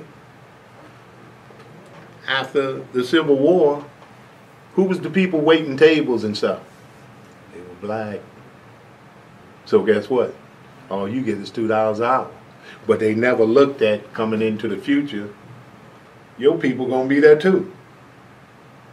So now everybody making $2, they gotta rely on tips. And then see, they say that was another racial thing because they knew that the whites wouldn't tip the blacks. So all you lived on is $2 an hour. Look that history up. That's for real. The wage of waiters and waitresses was hinged on who was doing the work at the time. And like I said, until I read and discovered that, I had no idea. I was like, oh man, this is why. You know? I'm like, how's somebody working? And then see the wife likes it. You know, tip them well, tip them well. I think like, well, I could have chose to work for $2 an hour, but I didn't. I chose to go out to McDonnell Douglas. Why are you working for $2 an hour? You know, I don't know. But, you know, I can see the students in school and the kids and stuff, but you see some older people in there. I'm like, man, I wouldn't be, but I guess they get tipped well, so, you know, it don't make no difference. But, you know, a lot of people don't know those facts, man, and they don't attempt to go out and find out either, because they could care less. It don't, and then a lot of people, it don't affect me, so what do I care about it? As long as it stays over there. That's sort of like with, for instance, say drugs, okay, and like heroin. Heroin has always been a problem in the black community because it was put there for a reason, okay? If you go back, look back in the 70s, and they called them black exploitation films, Superfly, The Mac, Shaft, that's all was in them, drugs and prostitution. That's because that's what they saw in the inner city black communities. You know what I'm saying? And so now it's an epidemic because what? White kids are dying. Now it's a problem. Blacks been dying. Back in the 70s, those guys I know OD'd and everything. Wasn't no problem. But now that white kids are coming down buying the dope and they dying, it's an epidemic. We got to do something about it. You know, I see things, man, and I say, man, they got to be kidding. You know, but that's the way it is. That's the country we live in. And I ain't mad at them, you know. I just got to do what I got to do.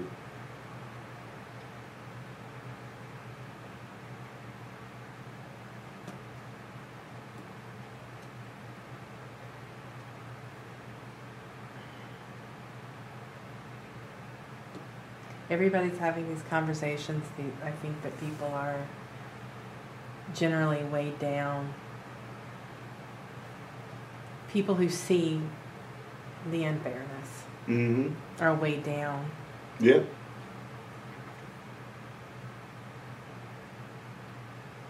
Because it's hard to know what to do. You don't know what to do. What do you do? It'll be you. If you complain, it'll be you against 100. You know, because the 100 gonna band together. You know, and that's just the way it is. You know, and that's why, like I say, Colin Kaepernick can't protest because it's viewed across the nation as you disrespecting the flag. You know, disrespecting the flag to me is not serving. Trump, you disrespected your flag. You didn't serve when you could have. You know? And then like Robert Mueller, do you know Robert Mueller's background? You know, he was a colonel. He went to college. Whereas Trump said he had bone spurs, he couldn't go in the army. Mueller graduated college and joined the army. Okay? The Marines. He was a colonel. Okay? They said he got wounded in battle and refused to be taken out of the theater, healed up, and went right back in. That's a patriot. That's a man. And then you have Trump standing here. Oh, John McCain ain't no patriot. He got captured. Are you kidding me, man? And then that didn't even harm his chances of becoming. I'm like, man, what the heck? What are we dealing with here in America? You know? I don't know.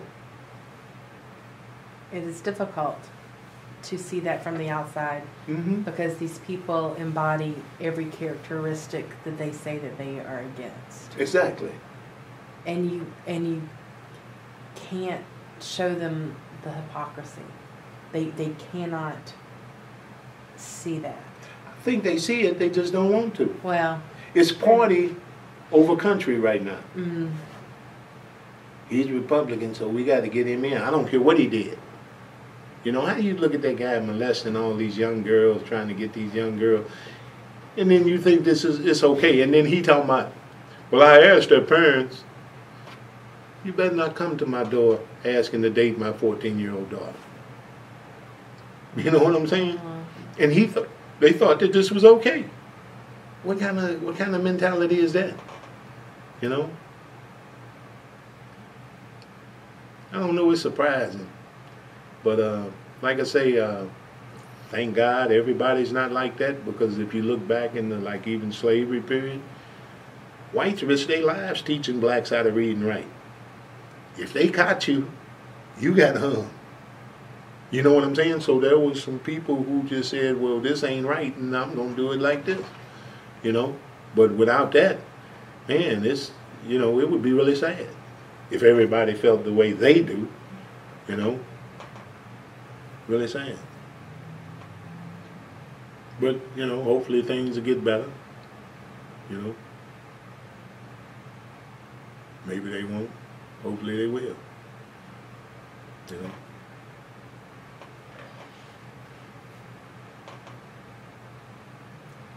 That's a heavy way to end a conversation.